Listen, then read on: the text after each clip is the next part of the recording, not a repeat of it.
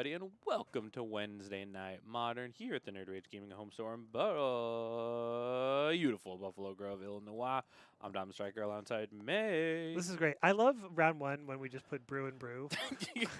I think I figured them out. I think I think I know what's up here. Yeah, no spoilies yet. Folks at home, sound off if you have a thought of what these people could possibly be up to. Yeah, so it looks like we started. Dan must have resolved a Devourer. Yeah, you see the exiled I cards? see a couple of cards in exile. So also, are we going Natty Tron? You think? I say 2 out of 3. 2 out of 3. 2 out of 3. I love having those Tron arts in whiteboarded. Like, big fan actually. So, no secrets here. We got Dan on the left side playing Tron. We'll slowly identify over time what variant. If there's a little bit of green, if there's black cards, if there's a big Eldrazi top end. There's a lot of ways to fluctuate your Tron deck, but one of the ways to really fight it is Besage You That Tower. That's pretty good.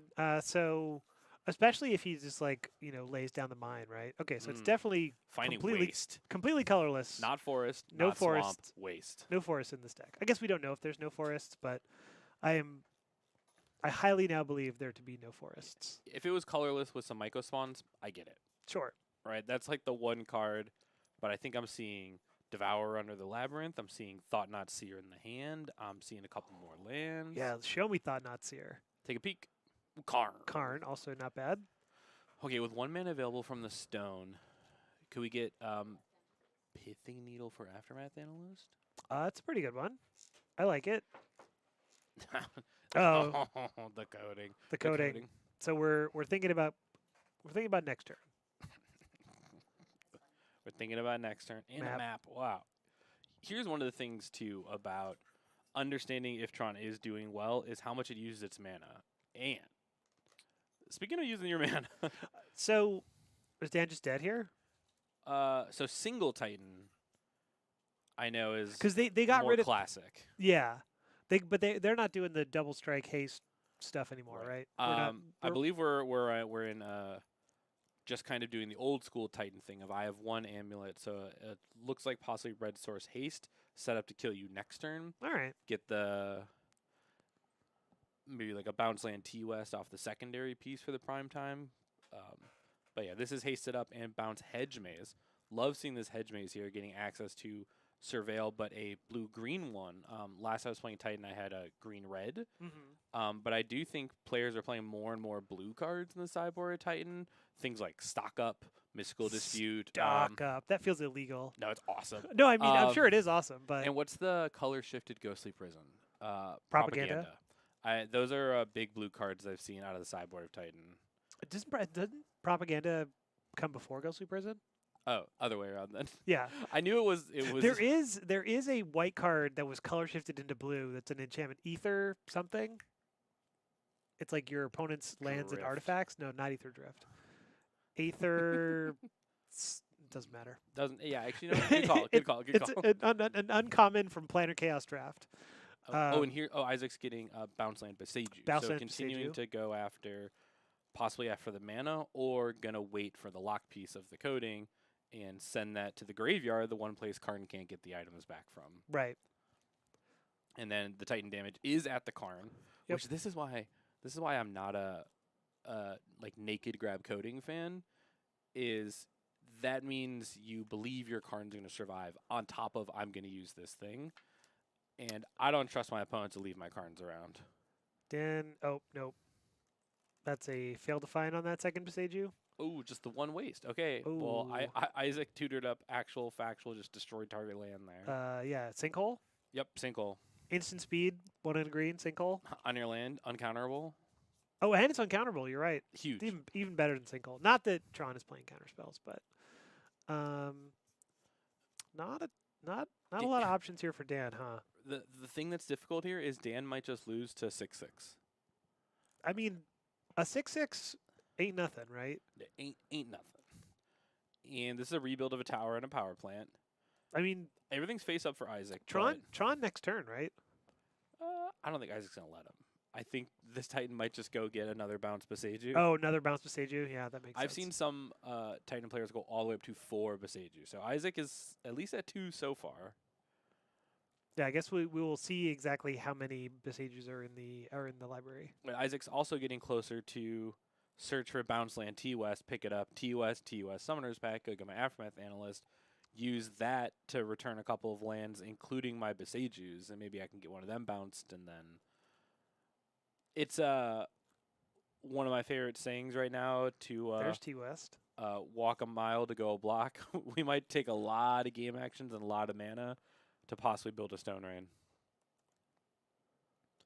Bounce lane. Pick up the TOS that's already in play. Yep. 6 ya. Important piece there, right? Just also taking 6 damage on each of these exchanges.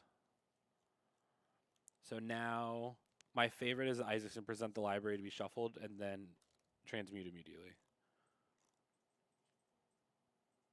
Oh, yeah. Yep. I'm feeling So it. we have a green. Yep. Oh, shuffle again now? Going back in? Yes. One of, I think, the secret cheat codes that I use in Neoform and I use in Titan is it okay if I present for shuffle after I've gone in here a couple of times? Right. Be like, I'm going to be doing if you want to do anything in the see, meantime. Isaac now grabs Summoner's Pact. Yeah. He's like, hey, we okay? Okay, it's still in my hand. Yep. I'm going to keep going. It's like if you want anything to happen in my library, just tell me when You to let me know. stop. Yeah. If you're holding up Warping Wheel, you tell me. I'm big chillin'. So Aftermath Analyst. Yep, I saw, yep. This is in the grip. Nope, now it's in play. This is Beseiju all your permanents, huh? Oh, yeah. It's going to be... Yep. So Isaac, just demonstrate the loop. Whatever you're doing with this Aftermath Analyst that results in all your permanents becoming escape destroyed. shift, an instant, a creature, land. So the mills were actually really helpful off the Analyst there. Was missing one type. No. Because we had Pact Explorer already. So we actually had Delirium because Aftermath Analyst is its own creature to count for the woodland. Because the woodland will be in play and the Aftermath will always be in the yard.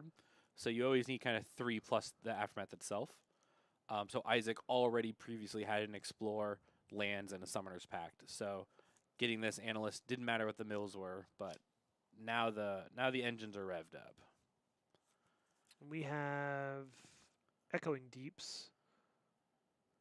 And you'll see one of the Beseijus still in the yard. Isaac is indicating that the very first thing that happens above all of this is Legend ruling the 2 Beseijus. Right. Then you get to choose your triggers and your order of everything. So we can see Lotus Field hitting the bin. We can see Echoing Deep that may have been a copy of a Lotus Field also hitting the bin. And this is mana. This is mana. As much mana as you feel like you have. So remember, Isaac's previous turn was Classic Titan. I get to 6 mana. I get Red Source Haste. I attack.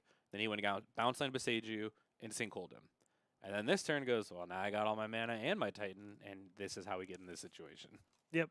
So not marking the mana, but has a couple of Lotus Fields worth of mana. Yeah. So we're going to transmute, go get another Summoner's Pact. Like Isaac's at the point of probably saying out loud, lot of green, lot of blue. Yeah. I'm going to start doing all these nasty things to you. Get right? another Titan. Oh, mana. Oh, he's keeping mana on Love.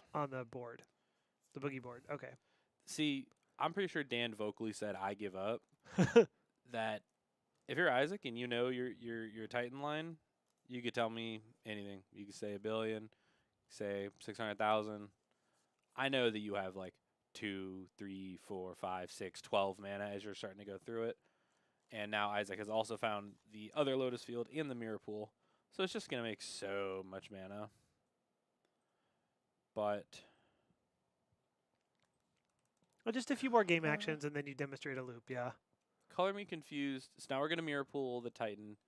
Okay, I was like, we're missing the Woodland still. But now we're going to get the Woodland. Now I have to guess it's Woodland time. Yeah, because you need the Woodland to copy the Analyst. There's your copy Titan. Which, if Isaac didn't need to go to combat, we could already just kill with a combat. But we needed that to get the first initial Titan trigger to get our tutoring going. Now Isaac has Shifting Woodlands, a relatively kind of smallish looking pile of deck there, looking for some lands.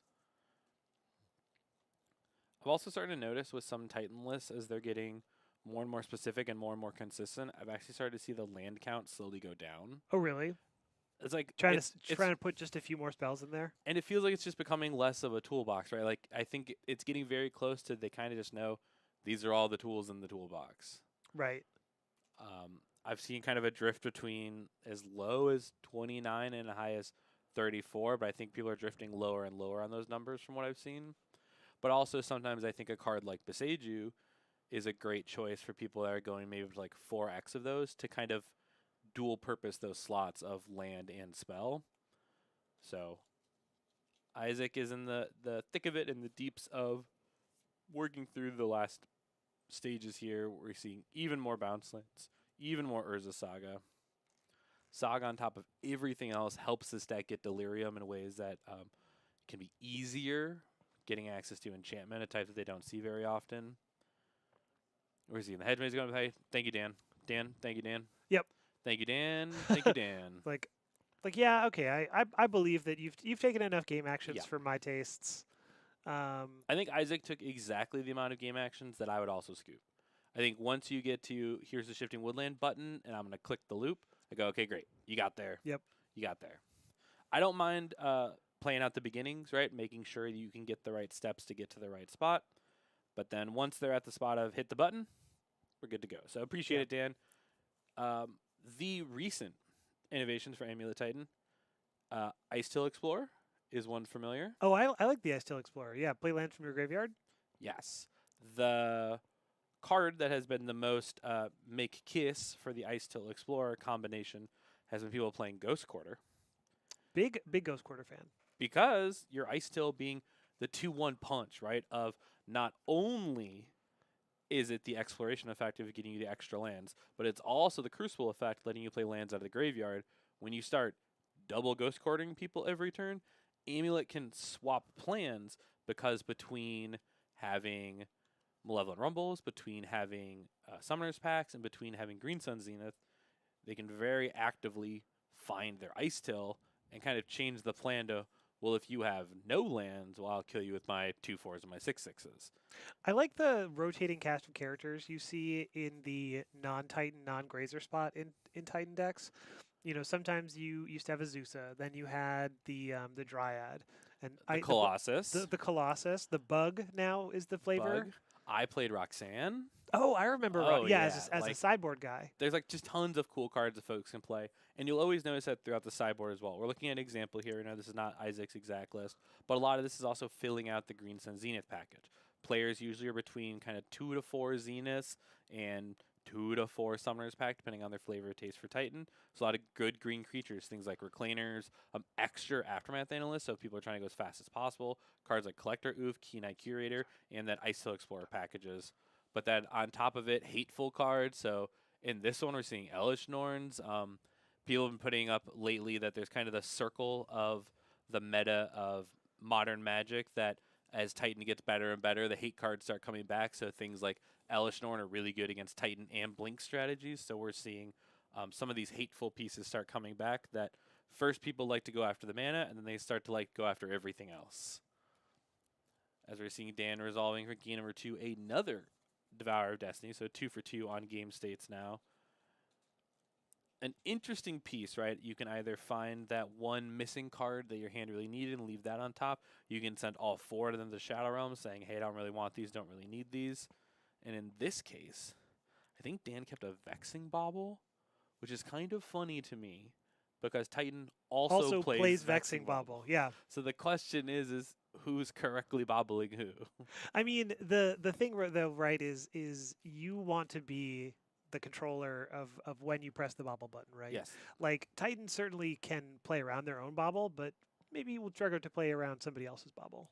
And the way that Titan's configuration, the Teleria West lines do lead to Summoner's Pact, but the pact count overall is kind of like 2 or 3-ish. Mm-hmm. So the cards that are immediately affected in a hand is the Vexing Bauble.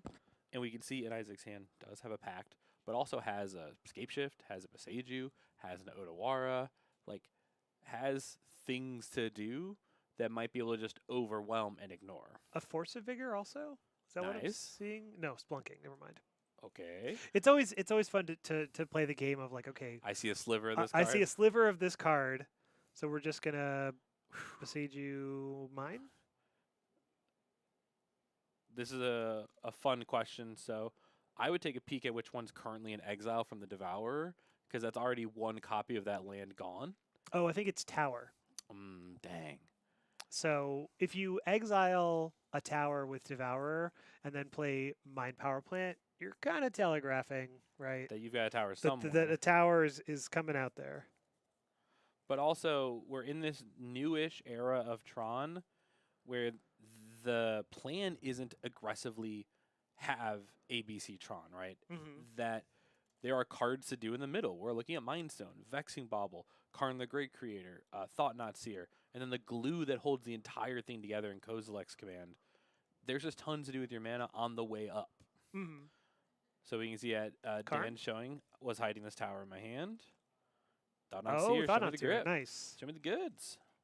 So Titan pack. Pack 2 pack. Two Okay. packs. The Bauble looks good and there's 2, right? Bauble looks good, especially because we've already spent the Isaac's Beseiju at the on the mana. land, which you kind of have to do if you think that you're about to be looking at natural Tron, right? And Isaac does have Odawara. It's kind of hidden in play right now, but this Spelunking is going to make it so that there's no amulet effect currently for Isaac. Mm-hmm. So he's going to have to kind of slow-mo start working his way up. So we see Growth Changer pick up Vestige and pass it back. Needs double green.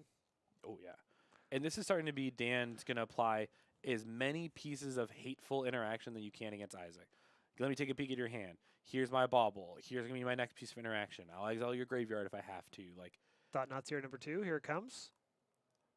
wait a second. Ah. Okay, when we got Beseiju in game 1, Dan went and got Waste, right? Waste, and then failed to find on the second one, which means This Snow Cover Swamp was in was hand. definitely in hand. Yeah, Oh. Yeah. Brutal. Or maybe at that point was just like, no, I'm sure it was just in hand. I'm sure it was just in hand. So 5 mana now. What you doing with all that mana? Still gonna cast another Thought Not Seer? It's on the table. Yeah. Flesh Raker. Flesh Oh, Raker. yes. This card kills you dead. Yeah. Holy cow.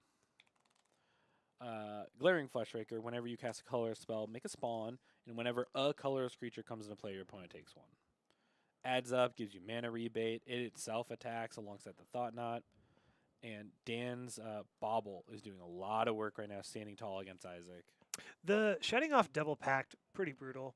Not that Isaac is currently in a position to pay for the pact, but still. But I do think shutting off double pact and then taking the only amulet effect out of the hand, this is how you tear apart incredibly consistent combo style decks, whether it's Titan or Neoform or whatever's bothering you, is you have to come at many different avenues of attack over and over and over. Because the thing is, if you give Isaac enough time, we'll start slamming 6/6s and the mana base will figure it out, right? Right. Well, when your 6/6 goes and gets 2 of your very powerful lands in scare quotes, Yep. because a lot of the lands are basically spells, right? So Big swing here from Dan. Isaac down to 10. if your 6/6 with trample was also double demonic tutor, would that be good? Yeah, I've heard they're good. Bandit Commander. Ugin, Eye of the Storm? I have the storm, yes. Singular Storm or all the storms? I have the storm. I think it's It's the Dragon Storm. it's the right? dragon storm. I The think it's dragon. one storm. Where all the dragons come from. Storms, plural, multiple dragon storms. Wow, I look like an idiot. You with the baby one up? I can't believe this. Expedition map, Stone Rain. Trigger, little guy, trigger. Make a guy, make another guy. Little guy, trigger. Kills you dead. Also, Happens fast. Ugin and this expo map would be Okay, Isaac drew kind of the one thing Isaac would need to draw to participate in this game state. It is Amulet of Vigor. Ding, quick game action. ding. This is 1, 2, 3, 4, only 5 5 mana. mana. Scape shift 5. with 4 mana sources. Oh, okay. So you could scape shift. 1 mana floating, scape shift for 4 lands. Which could be field, something, something. Get as much mana as you can. Know that you can't go through this pact route, but Isaac has a Titan in You hand. have a Titan. But you just had to sacrifice your. You had to use and sacrifice your haste land. Echoing Deep. Can copy Okay, so you can Echoing Deep it.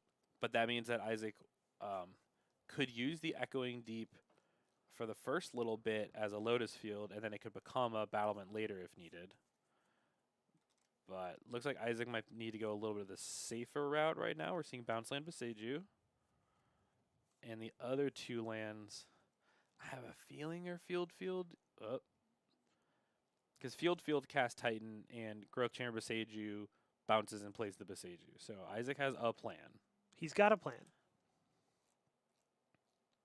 Yeah, we're gonna stack these triggers in an advantageous way, such that I would like the bounce to resolve first, so Yeah. this Beseiju is in my hand. before I have to sacrifice this Beseiju, I'd really like it if it were in my Yeah, hand. and on top of all of those are my untaps. Right. My untaps are happening first of all. Oh, of course, right. That's the hardest part. That's why people who play Amulet on Moto are absolute sickos. Oh You yeah, have to be so good about stacking your triggers. Because in person, you can just be like, okay, I'm going to have this, and this. I'm going to untap all these. I'm going to flip the mana, and then I'll pick this up. And everyone's like, okay, cool. Meanwhile, on Moto, I'm like, click through my attack. Whoops. I watched a good friend of mine today cast a Solitude, no target, sacrifice it. It's like, well, in person, you would just say, like, Solitude, you retract it. Yeah, And instead, it just died. It just right. Just died. It just died. Okay, so now we're gonna unlock Devil Summoner's Pact. And did Isaac go after that map and Dan cracked it in response? No. It was the bobble. Oh, the bobble. Yes. Did I say map? No, I saw a map, but Okay. the map is still there. The bobble is gone, though. Yeah. Oh, well, the bobble's gone. So now we can They can- Summoners Summoner's Pact online. for the Aftermath Analyst. And we have 6 mana floating, which is play Analyst, crack Analyst. And we're going to make buckets of mana. Oh, but also, what if the last It's card the in your last hand card in just hand? is Aftermath Analyst? Isaac, why'd we go through? What are we going through? What are we doing? What's happening? What card did he draw for turn that kicked all this off? Amulet? Amulet of Vigor. Actual factual Amulet of Vigor. Wait, before you crack that, you have to mill.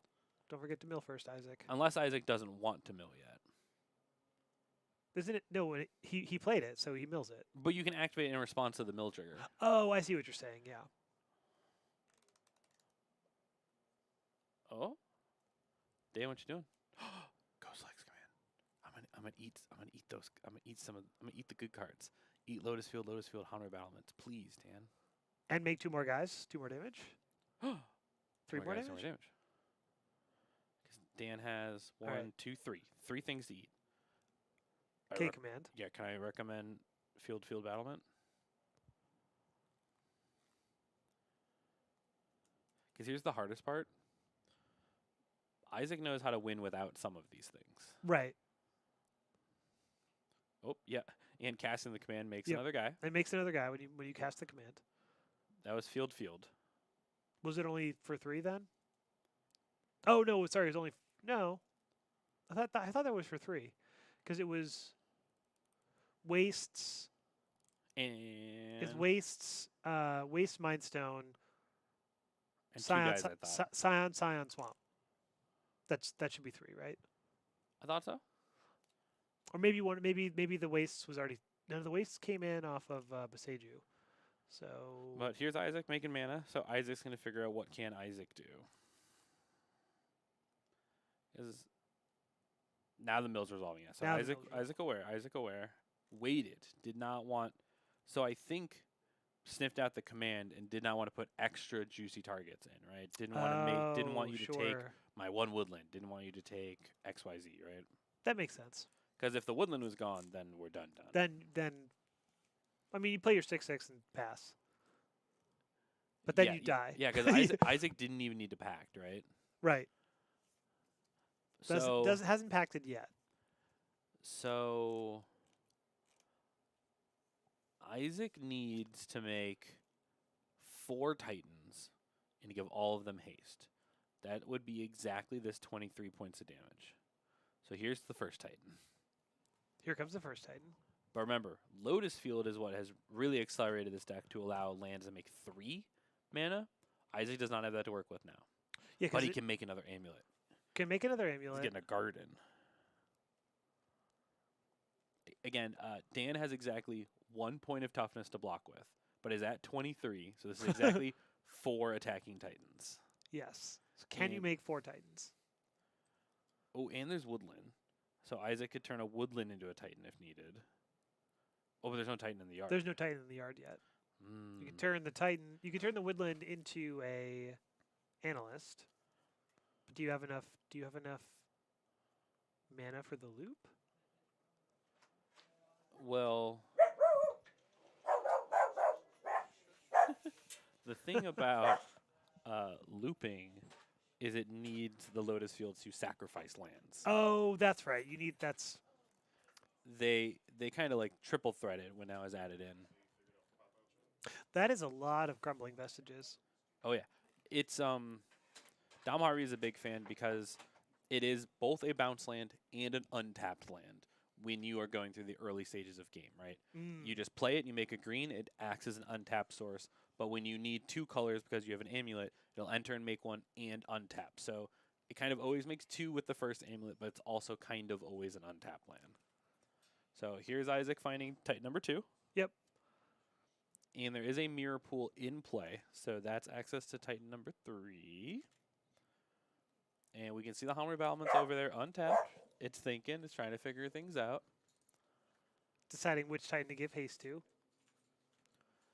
Oh, Isaac. Left or right Titan. This is the point where, Dan is F6 and is like, okay, well, let me know if I'm dead or not. Yeah. Let's figure it out together. Ball's in your court. It's by no means a deterministic, right? At this point. Remember earlier when we were like, what was the third card Dan exiled? It was the Analyst. He took Field, and Analyst. Oh, sick. Because in order for its activation to be on the stack, it is sacrifice. So Dan takes that as the third target. Cool. That makes sense. So here's Isaac. The old Simic Growth Chamber Beseiju. Just keep picking up Beseijus. Just keep picking those up. Figure it out later. I'll get a green. I'll give this haste. Oh. Okay, so Isaac's not killing. We're going to Beseiju. What are you going to Beseiju? The tower. Mine. Once you start going after something, keep going after it. Well, you got a mine earlier, so that's 2 mines. That's what I'm saying, right? Yeah, once you start going after 1 mine, you got to go after the second mine. So here comes the second mine. Dan failed to find. Both my basics are in play. And Dan, very, very, very likely to kill if he untaps. So the question is, does Isaac figure it out here or not? Right? Because one has to believe that Dan will have a colorless spell to cast and exile this untapped. And if not, I'll plus my Ugin, I'll crack my Mind Stone, I'll crack my map. Like, I'm finding stuff. Here's Odawara on the Ugin. Remember, Tron offline due to Isaac Beseijuing it. Isaac's going hard mode. So we only have 6 mana, so we're 1 mana off from just recasting Ugin. And very importantly, this prime time's on blocking duty. This prime time's on blocking duty, though. It absorbs the Thought Knots here. It absorbs the Thought Knots here. So Dan. If Dan has a. Another Beseiju. Okay, I was gonna say because if Dan has a land to cast the Ugin, it's cast the Ugin, make a spawn, you take a damage, I exile your prime time, take 6, you're dead. I think Kozilek's command is Fireball. So question is does Dan have it? Or I think Dan might have another Flesh Raker, and 2 of them kill incredibly fast. Because when you have 2 of them, every spell deals 4 damage. That's because they're each both one makes a guy and both deal 1, so it's 4 total damage. So if Dan can play another one and play a colorless card, because the first one would deal a damage, bring Isaac down to 6. Now the second one in play, a creature played would deal 4, bring Isaac down to 2. Attacking with both of these, a Flesh Raker gets through, and that's 0. Right. So that's the hypothetical. The question is, what tools does Dan have to work with here? There's a couple of them. And he's thinking.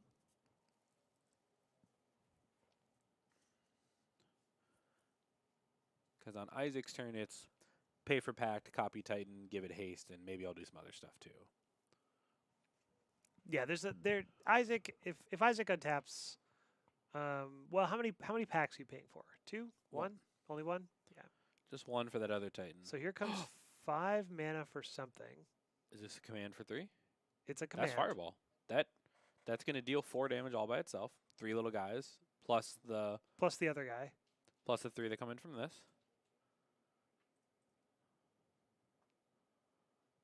And then the guys are being made. So then you can sacrifice the guys to play the Fleshraker in hand. Yep. Which will deal 1 more down to 2. And again, a Fleshraker gets in for 2 in combat. That's pretty good. And Dan's seeing the draw mode, so even has likelihood to try to find something here. So we're going to draw this, or we're going to scry. Sure. I think this might be an all roads lead to Rome for Dan. Just making sure to put together in the last pieces here. Yep. So play the other Fleshraker. You go to 2. Oh, 3 mana. This is Fleshraker. Oh, Fleshraker. Yep. Fleshraker. Yep. Isaac's is writing all. He knows that he takes 2 in combat. All right. Oh, because Dan could also have. Those are actually both incredibly cool turns. Like, right? So Power of Kozilek's command. Well, Power of Kozilek's command, but also like you think of Titan as this deck where you're like you combo or you don't, right? And if you're comboing, you win the game. But that was pretty cool to see a fair Titan. Close, right? Yeah. Like, as close as Titan can be to fair. Like, okay, we took away all your combo toys, but you still are going to make 2 Titans, and you're fighting multiple Beseijus, and you're setting up like an attacker and a blocker game. Pretty cool stuff. And may have been able to take control of it, except that Dan is Fireball. Right. I think even it truly is an all roads lead to Rome. I think Dan could have even also played. I think he had 5 mana to work with. He had 5 mana to start with. So you could play the Fleshraker, the second one, which will deal 1 damage and make a little guy. And then you have your little guy and your 2 mana needed to play the command in hand to make a guy, which will deal 4, and the guy coming in will deal 2 on top of you getting to like draw and move through the library. So Dan could have done that kind of in either order and be able to put together just enough to whittle through the life total. This is some Tron stuff we're looking at. Definitely Eldrazi Tron. That's what we spotted from the player down there. Even playing the one of Swamp, most likely to offset damage from these dismembers that we're seeing. And a Karn the Great Creator does great things to your sideboard, such as, I think this is exactly piles of all one-ofs outside of Disruptor Flute, which, PSA to everyone, if you look at lists from the RC and lists from the PT, and you go, oh, they have 3 Disruptor Flutes in the main deck, that's because they're open decklist tournaments. If you're playing an in-person locals, don't put all these flutes in your main deck. You don't know what they're doing. Right, yeah. And here's Isaac with a turn 1 amulet. What's the worst that could happen? I think we're getting a turn 3 Titan. Or just explore.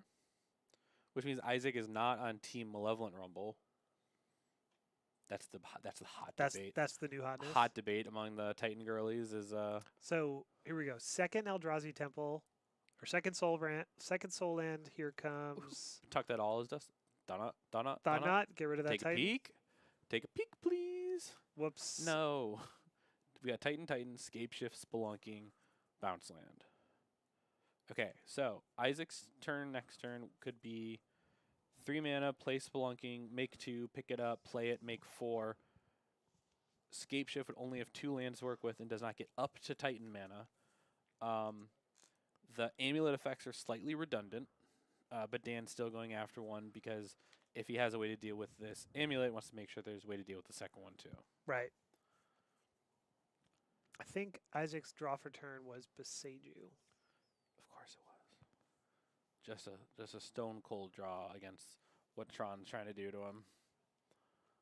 But you kind of want to be like, well, I might need this as a land. As my 6th mana. As my 6th mana to cast these Titans. Because you don't... Yeah, I think you might be right. That Isaac may want to just play it as a land. Landscape Shift, holy cow. Played as a landscape shift. Well, this is field something, which field is Titan haste plus. One of the fields makes red. Haste up that Titan. Isaac, you mad lad. Oh no, never mind. If you get field, haste land, the haste land is off the battlefield before your Titan resolves, so you can't do that. You right? Yeah, never mind. Smart call. This is why I don't play Titan. Well, it's so hard because you'll like think through your line, and then you think about the second step of the line, and if you grab a card from step 1 and from step 2, you now get no more steps. Right, you're like, whoops. Yeah. Whoopsie. One more, Isaac. We gonna cascade shift just to rebuild our board state. But Isaac, so far you've grabbed the 2 lands you had in play already. That's what I'm saying. Yeah, Yeah, right? probably not gonna get forest. Nope. Ooh. Two crumbling vestiges. We crumbling. That looks like 6 mana. This is 1, 2, 3, 4, 5, 6, right? The vestige is acting as bounce lands. Yep. Because making 2 mana. And now this is red source haste.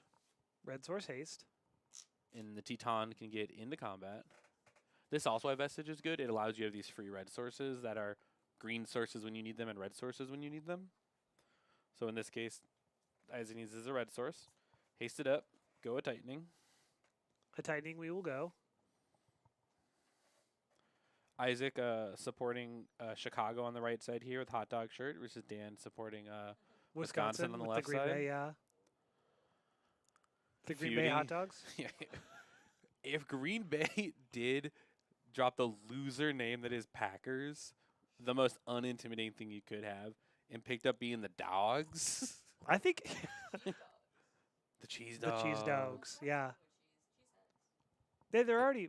Yeah, but if they adopted Cheesehead as their actual mascot, this is some Chicago beef. Does Packer refer to like a cheese packer? Is that it? Yeah, putting stuff in boxes, That's packing it up. That's what I thought. Mm-hmm. It seems like one of those things that's like so simple. So lame. It's like, but I'm from New England, right? We have the Patriots. But that's where we patrioted. I guess their old mascot was better, or their old logo, The the guy with the Johnny Bravo hair. yeah. I No, always- try corner hat guy.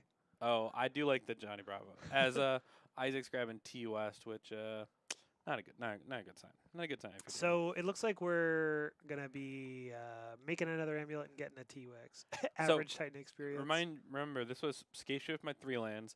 Isaac did all of this and went, hey, you can go now. Right? Your turn. Go. My favorite is that Isaac spent most of these turns hand face up. Right? Get rid of that O-Titan. Get it out of here. Okay, good. I can't wait until they do a good full art for Primeval Titan. He really deserves it. All right. Oh. Two Titans unlocked. Or sorry, two amulets unlocked. Yep, Isaac making this amulet on end step. Hand is bounce land for the TOS, so stuff could happen. Here's the third one. You know when an amulet player draws their card and they go shrug, you're like, ah, boy. Yep. Ah, boy. Alright. Oh, here we go. Play this bounce land, make 6. Dan, do you feel dead? You got to imagine that this ends in being dead, but Poorly. Yes, because it's just so much mana. Oh, we'll look go at Summoner's get Pact. Summoner's Pact. But what are you going to do with that Summoner's Pact? Do you know Isaac plays this deck for fun? Yeah, he said he was playing a different deck for like a real tournament, right? Uh-huh. He's like, no, Titan's just for fun. He plays other stuff for tournaments. Plays this for fun. And it's like, Isaac, we gotta swap that around. Titan actually operates under the what is typically reserved for blue decks, which is there's a finite amount of fun in the game, and I intend to have all of it. Oh yeah. Oh yeah. Anyways, while we're watching tightening be happening, Yep. So mirror pool, make a Titan. folks, there's an upcoming NRG That's About- next week. weekend. Yes, that is. It It's is next weekend. this modern format. Day 1, a team event. No problem. It's gonna be standard on the sunset event for old Vincent combo. I'm sure nothing will happen the week after, but in the meantime, get your standard seat ready. Modern being showcased right here, right now. Also, know that is the format on Sunday. So that's going to be the player getting the most reps on the weekend. And then the third seat, sealed? Spider-Man sealed. Spider-Man sealed, where I believe the whole team gets to build the pool together first thing in the morning, set that player up for success all throughout the day so that they can draft in the top 8. You know, it's funny that you said the whole team Whole team. is going to help the sealed player. While you're looking at the flexi sexies, What? you're like, oh, the whole team? No. I'm Oh. saying that standard and modern, we're sleeping in. That's what I'm saying. Sealed, you're on your own. May's like, okay, if build is at 8 o'clock, I'll pop in at 8:45 and go, how many rares we got? And at 9:15, we'll start round 1. Yeah. Now, this is the modern format being highlighted. If you want to sound off in chat, I would like to know, what do you think are the fun decks in modern right now? We can go back to the booth. No, you go back to the booth. I'm saying, should I play Lutri? You should. I mean, you should definitely play Lutri. I'm saying, should folks be playing VV in modern? Should people be? Didn't VV come in like second? Oh no. The VV, the Izzet deck that made top 8 at the RC did not have VV. Correct, but there was kind of the VV Mox Opal Stormy pile that did well in a challenge like a day or two ago. Oh, play that. That sounds fun. Yeah, do you have Mox Opals? No. Okay, cool. Well, how much could they be, Michael? $20? There's money in the banana stand. Should people be bringing back Simic Ritual? Should people be playing classic Scape Shift? Should we be Oh, Valakut yes. triggers again? We should be putting Valakut triggers on the stack. Can I register The card Splinter Twin? Yes. Can I register its cat and lady? Oh, Sahili Cat combo? Definitely. Yes. Okay, great. Every fun deck that you registered is another percentage point for me. Because you won't be registering a fun deck? No, I'm playing for fun too. I see. But your fun deck beats up on other fun decks? No, actually it loses hard to those. Okay. So anyways, that's what I want to know. What's the fun stuff?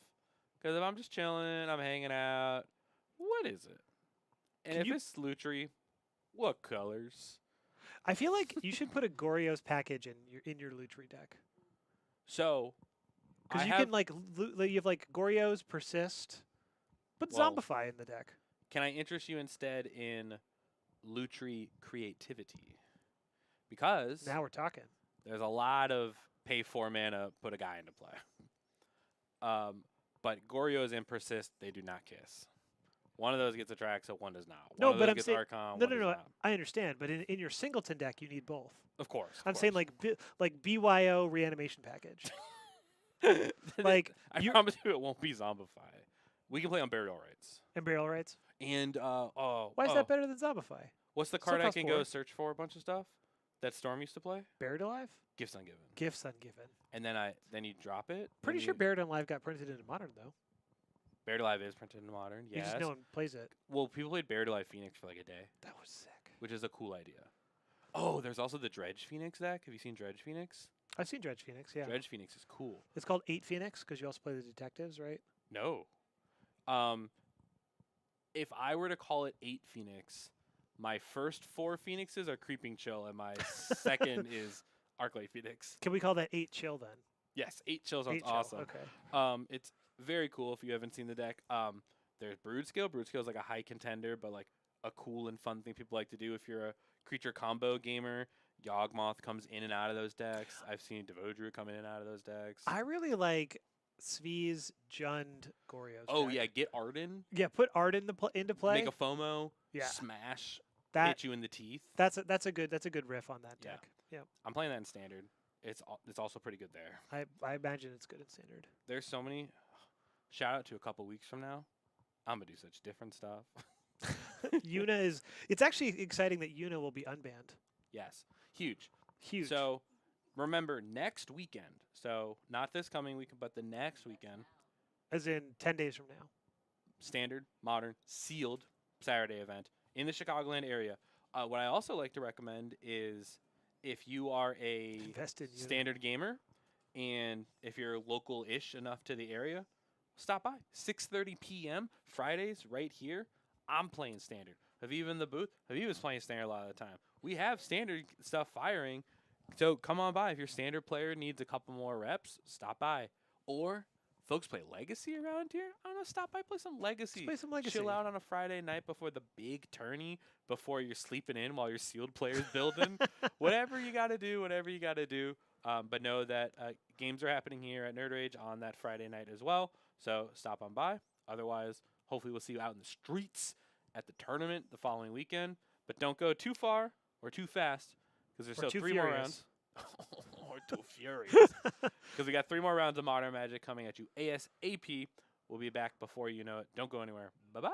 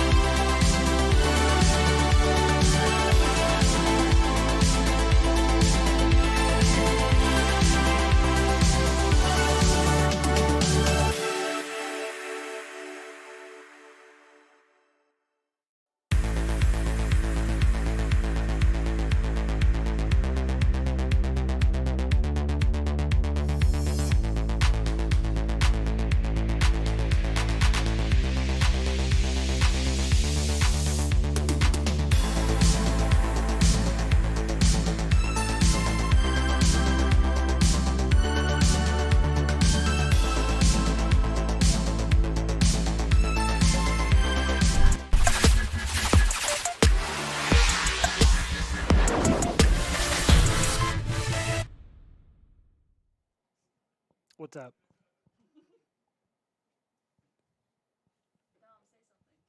No, this Hey, is- everybody, welcome out to Modern Magic here at the Nerd Rage Gaming Home Store in beautiful, sunny, not anymore, Buffalo Grove, Illinois.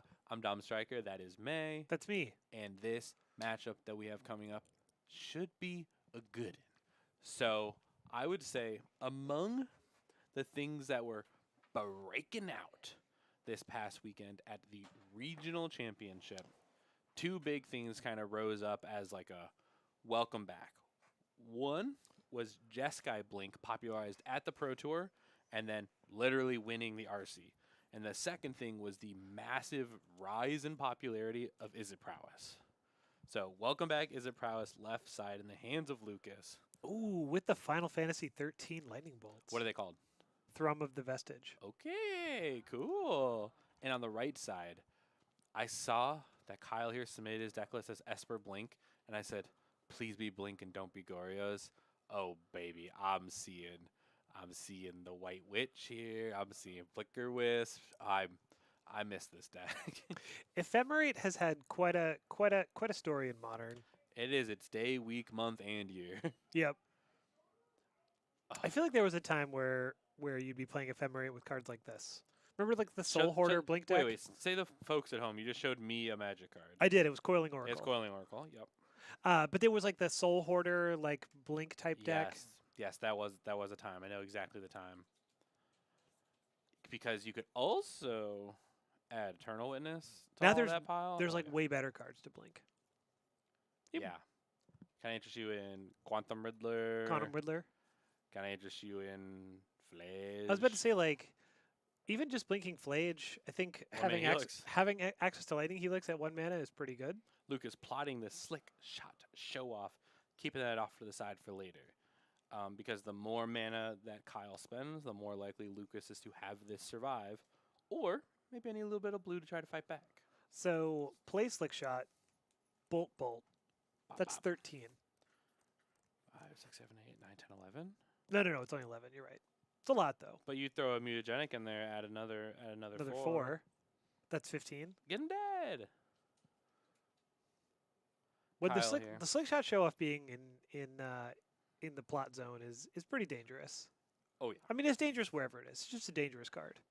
Plot a very cool mechanic that was utilized kind of differently throughout the colors, but to put it on like hasty red cards has been a really cool thing of like allow the red deck to use their mana but not risk their threat just yet.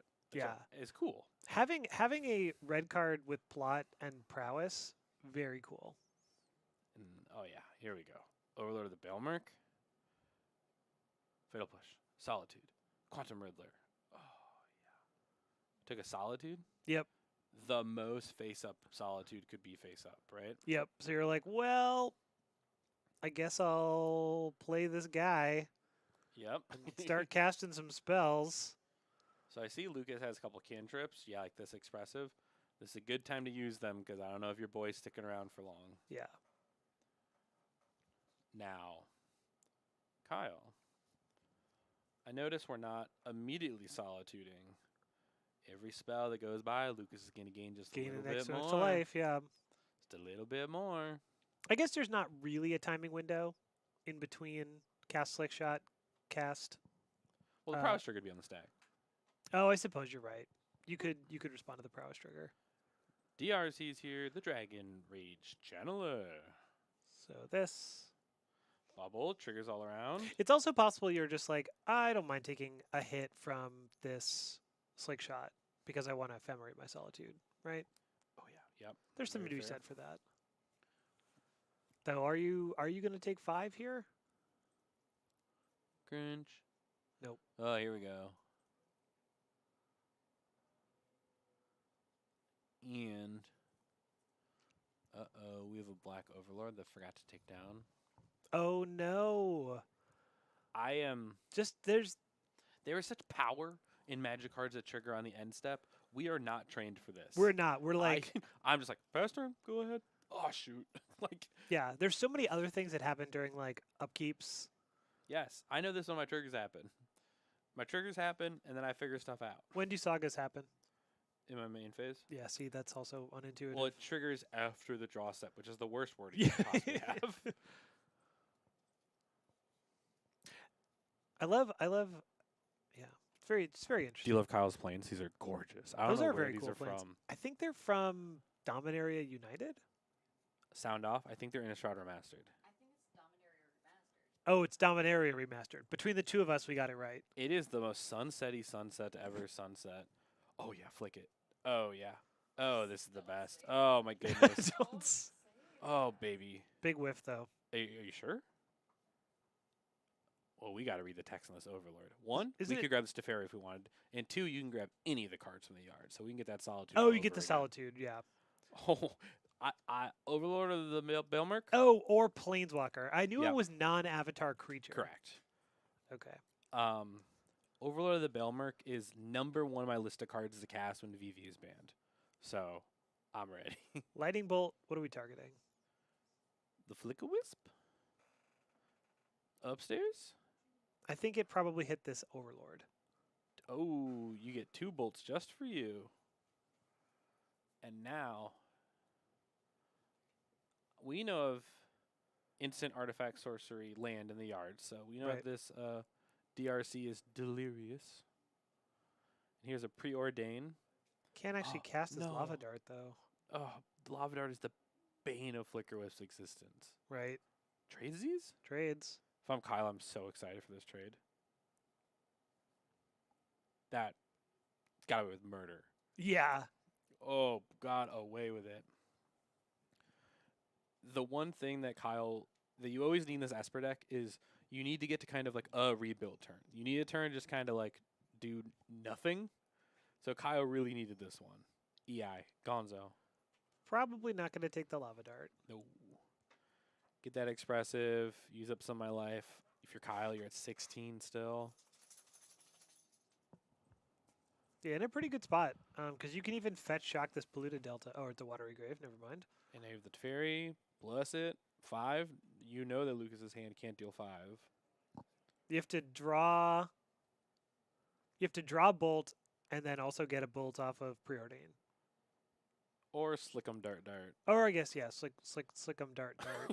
You know, it's the old Slickum. Oh, Corey Steelcutter. I forget this card's legal in anything. Corey Steelcutter. Unfortunately, Corey Steelcutter as the second spell for turn Not where a it wants lot to less be. good. Though you probably are still going to cast it. I forget about Corey, and then it shows up in this Is It deck, and it shows up in Legacy, and I'm like, oh yeah, holy cow! So, time to shine. Yep, I just heard Lucas there confirming that it is the second spell, so it's not triggered for it is the second spell. Yep, and I think the card left on top underneath the Corey Steelcutter was another Preordain, which is Love pretty it. good. Right, keep digging through. Because even if your next term is like Preordain, Bones. Emperor Bones, okay. Bones. Gonna throw this Overlord at you. Yep, get Just this Overload. I'm just gonna freaking toss it at you. Oh no, Whiffsky, pick up the Solitude. Yeah, probably pick up the Solitude. Or the Witch Enchanter if you want to hit the Quarry. Ooh, that's kind of a next turn problem, though. Yeah. Yeah. Well, the Overlord's gonna be gone forever, so we only get one shot at to pick him up. Oh, you get a second shot because you're attacking, right? The Allure of the Riddler. It's hard to argue with a Quantum Riddler. It allows this Emperor Bones to be a 4-mana 4/4 that draws 2. And deals 5. Yeah. So it's a for 2 mana, make a 4/4 Lava Axe Divination. But I think and there's so much selection in that Yeah. divination. Stock up. Overlord gone forever. It's kind of like stock up, right? Look at the top 8, pick 2. It's basically a stock up. Actually, no, it's a dig through time. Now you're talking. Oh baby. Well, Lucas here with the mutagenic and these darts. I think the hand is only freebies. Yeah. We got Mishra's mutagenic and Lava Dart. You have to pay for the first Lava Dart. So you're lining up. The Bones is a 4/4, so Lucas can try to trick Kyle. But there's a Teferi in play, so no tricks. Yeah, no tricks. We're paying 1 mana for what do we pay 1 mana for? Fun? For fun. Because the bubble is free. So only one of these mountains need to be tapped. Now, we know this is a face-up 2/2. If you cast a mutagenic growth, it's a 5/5. So you Correct, could, but it is the fastest 5 damage Kyle will take. well, you probably swing it at Teferi, right? Oh, okay, yeah. Do you trade your 4/4 for Teferi? You probably do. Like to, Would I rather have the Teferi in play or my Emperor Bones? or your 4/4. Probably your Teferi. Yeah. Because you have a Riddler. You have a Riddler and a Solitude in hand. Oh, okay. And blocking with Bones puts in the yard for future Overlords and Bones, so Right. I'll be okay. White Orchid Phantom. Decided we're past the point of needing White Orchid Phantom. That's probably true. Ooh, Ephemerate. It is funny that if Kyle does resolve White Orchid, this prowess deck usually plays 3 mountains, 2 of them already out and about. Oh, right. So, how interested are you in Warpin or Riddler with 1 card in hand So interested. with a Oh, I'm interested. Ephemerate? That's pretty good, right? Oh, I'm interested. Or actually, Kyle might have like 5 cards in hand, unfortunately. Oh yeah, Kyle has. Have you done the Riddler Full- frog trick yet? Oh yeah, Oh, that's pretty cool. baby. Yeah, or sometimes you just cast him. The Chunk. thing about Quantum Riddler is you can just cast him for 5. Also, 4/6 is massive if you are the He's huge. prowess deck. 4/6 flyer, everything's Oh, getting blocked. No. This is a tough position for Lucas to be in. Because you can definitely trigger this Corey again. In your 2/2 hangs out. Yep. Lucas is a thinking, taking that one. It's another mutagenic. That's a lot of mutagenics. This Teferi is such a thorn in the side for Lucas, just because you gotta do it all now or never. And you can't even double spell on Kyle's turn for You can't even single spell on Kyle's turn, right? well right. But you can't even like To try to get extra bodies, you don't have the option to do so. oh, Lucas, you can't actually cast those cards in your hand. Yep. It was like, wait, Yep. hold on. Good call. Good call. Yep. This is what I was talking about, where Kyle's deck kind of needed that one turn to just kind of do nothing. Instead, Kyle kind of got 2 or 3 turns to do nothing. And if you just leave this Esper deck alone, it's just once the snowball is going down the hill, it's just gonna keep going. Yep. Oh yeah, we're talking. Yeah, this looks pretty close. The only real thing in flex is just how many Riddlers can our Esper player afford. Cards that could be coming out of sideboards are things like Clarion Conquerors, Fairy Macabres, Ashiok, more Teferi, some Consigns, Purges, Wrath the Skies, or It's High Noon. That was a good one. I feel like High Noon maybe is good against this Is It deck, but also do you need it? Are you interested in it? If you're on the draw, maybe you are. If I was on the play, I really am. Yeah. So these Esper decks have had different versions of things along the lines of the 1-mana version in Deafening Silence or High Noon. I could think of the creature version, Aethersworn Canonist, but I have not seen people play the creature version. But honestly, if I'm looking at a sideboard like this, give me this Celestial Purge, because I can hit Slick Shots and Corey Steel Cutters with this. Awesome. You hit every threat in the deck, right? Correct. Wrath of the Skies, if I can get to 4 mana, everything goes away. And High Noons. So if I'm the Esper Blink player, I'm looking at basically what kind of white cards I got hanging out on my sideboard and trying to figure out which stuff is clunky, because this deck is full of clunk. You probably take out Thoughtseizes, yeah. Sure, yeah. At least trim on some. I know that I'm a monster with something like a Quantum Riddler. You should not get against prowess to get to 5 mana and hardcast that thing. So do I want 2 mana draw a card? Maybe. Unholy Heat looks pretty good here.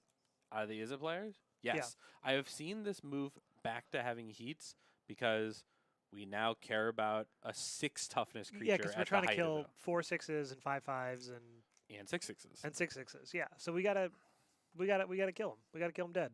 Or what's really fun is if you play against the Grixis Reanimator deck, Unholy Heat still hits an Archon of Cruelty, Oh, because it's small. or it's a 6 6. It's either thought it was- small or 6 6. Oh, it is a 6 6. It's either 5 5 or 6 6. I was like, no, it's a 7 7, but it Weird. costs 7. 8. It costs 8. Yeah. Atrax is a 7/7. Sure is. Yeah. If you're the Is It Power player, this is most likely a deck where you probably need the Murktide plan of the like, hey, I think I'm going to be here a while plan. So getting yourself a big threat that there's a small likelihood your opponent could run out of Solitudes. If you're that worried about them playing Solitude 6 times, you could bring in your Surgical. I always speak to a friend of mine really had the like sideboard school of thought of like just high impact 0s and 1s that like bringing in Surgical in a prowess deck kind of sometimes has that feel of like it's all on plan, but I'm also not spending my mana. Right. And against this Esper deck, like if you can tag the cards that are really hard to beat for you when they get milled over, well, shoot, maybe that's all you need. Here's a turn 1 D R C. So Kyle did bring the high noons in. Oh yeah, loving the high noon. In the I want to cast as many spells as possible deck, I want them to cast 1. I guess that makes sense. Yeah. Though is looking at 2. No, okay. There is an untapped source. There's 2 surveil lands. We're just deciding which surveil land. Kyle's hand is chunky. I don't have another way to put it. Just like there's Ephemerate, there's High Noon, there's Riddler, there's tons of. There's kind of like a lot going on, but it's a little slow. There's like 1 or 2 Witch Enchanters. It's like there's a White Orchid Phantom. Like Kyle needs some time. And Lucas, whether you know it or not, this is the turn to go big. And I saw Surgical Extraction on the bottom of Lucas' deck as he was shuffling. So did bring it in, did see the importance of going after those milled over cards. So Lucas has a cutter. I wonder if also Cutter, has hardly a know her. has a free spell, or does not have a free spell this turn. Cutter. Mill Lava Dart. Mill Lava Dart would be huge. No questions. I think the hand's creature, land, violent creature, urge. yeah. So You know what? That's actually better for Lucas because once this High Noon hits, you're gonna need these creatures. you are gonna need these creatures. Oh no! Oh Kyle. Though Kyle's a few turns off from casting that. Right. You need to get to 4 mana on that Wrath of the Right. Skies, but Kyle now has time to get there. Yep. Corey Steelcard needs you to cast how many spells? 2. High Noon says you get 1. 1. This is what they did to the Corey Steelcutter in Standard, and this is what you can do to Corey Steelcutter here. And this is Kyle's deck showing this respect because High Noon is really good for Storm and Prowess. And that's it. So we'll play another Darcy. Drew the Surgical too. Drew the Surgical. We'll go Go with Surveilling. Surveil. Can't see it. Fetch land. Fetch land. Yep. In for 1. On Lucas's future turns, could use the secret mode of Corey Steelcutter. Equip. Pay mana to equip. +1/+1 trample. And haste. Oh shoot. And a good way to kind of get a second spell Right. out of your mana. I mean, that was the allure of equipment forever, right? That they kind of gave you things to do with your mana, extra spells and effects out of something you've already paid for. I actually think this White Orchid Phantom looks really good. That card has flying in first strike. Oh, it is first strike? Uh-huh. Well, You know how hard it's going to be for Lucas to try to assemble Delirium. it's going to be difficult. Mm-hmm.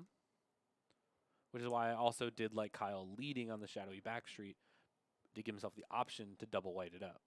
Now, here's interesting. We're after that card right there. Oh, hold on. Huh? I think Kyle grabbed it too fast because Lucas should be surgicaling it. There's no window. The Oh, never mind. Overlord fully needs to But you to can resolve surgical it right now. here right now Yeah, and target that Solitude and force you to use it, that's right. and then Kyle- you'll lose them anyways. You can't lose it. Well, the one in the yard. No. But Kyle can't use it because he already he played the he Overlord. overplayed the Overlord. Lucas nailed it, dude. Yep. Lucas, you freaking got him. Lucas, you freaking got him, dude. Lucas, this is a fist bump moment. Yeah, this is great. You freaking got him, dude. And this lets you get instant into the yard. Yes, it gets into the yard, and I don't see what was surveilled, but Get that Solitude out of here. Get that Solitude out of here. one more Solitude. Get it out of here. No, there were 2 in hand. There was the one in the yard that we targeted, the one that was picked up, and the 2 Oh, out of deck. I thought they were all in the same pile. So I Yeah. thought, All is well. We got them all. Now, uphill battle through this White Orchid, Ephemerate, Wrath of the Skies? Yes. Is Lucas in it? Yes.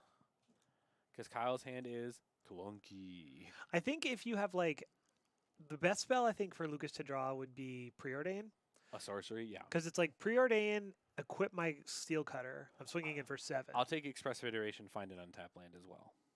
Yeah, Same path, right? I need Same- to play same a path. sorcery and use my equipment. sorcery plus equip Steel Cutter is what we're looking for, or Bobble, Consign,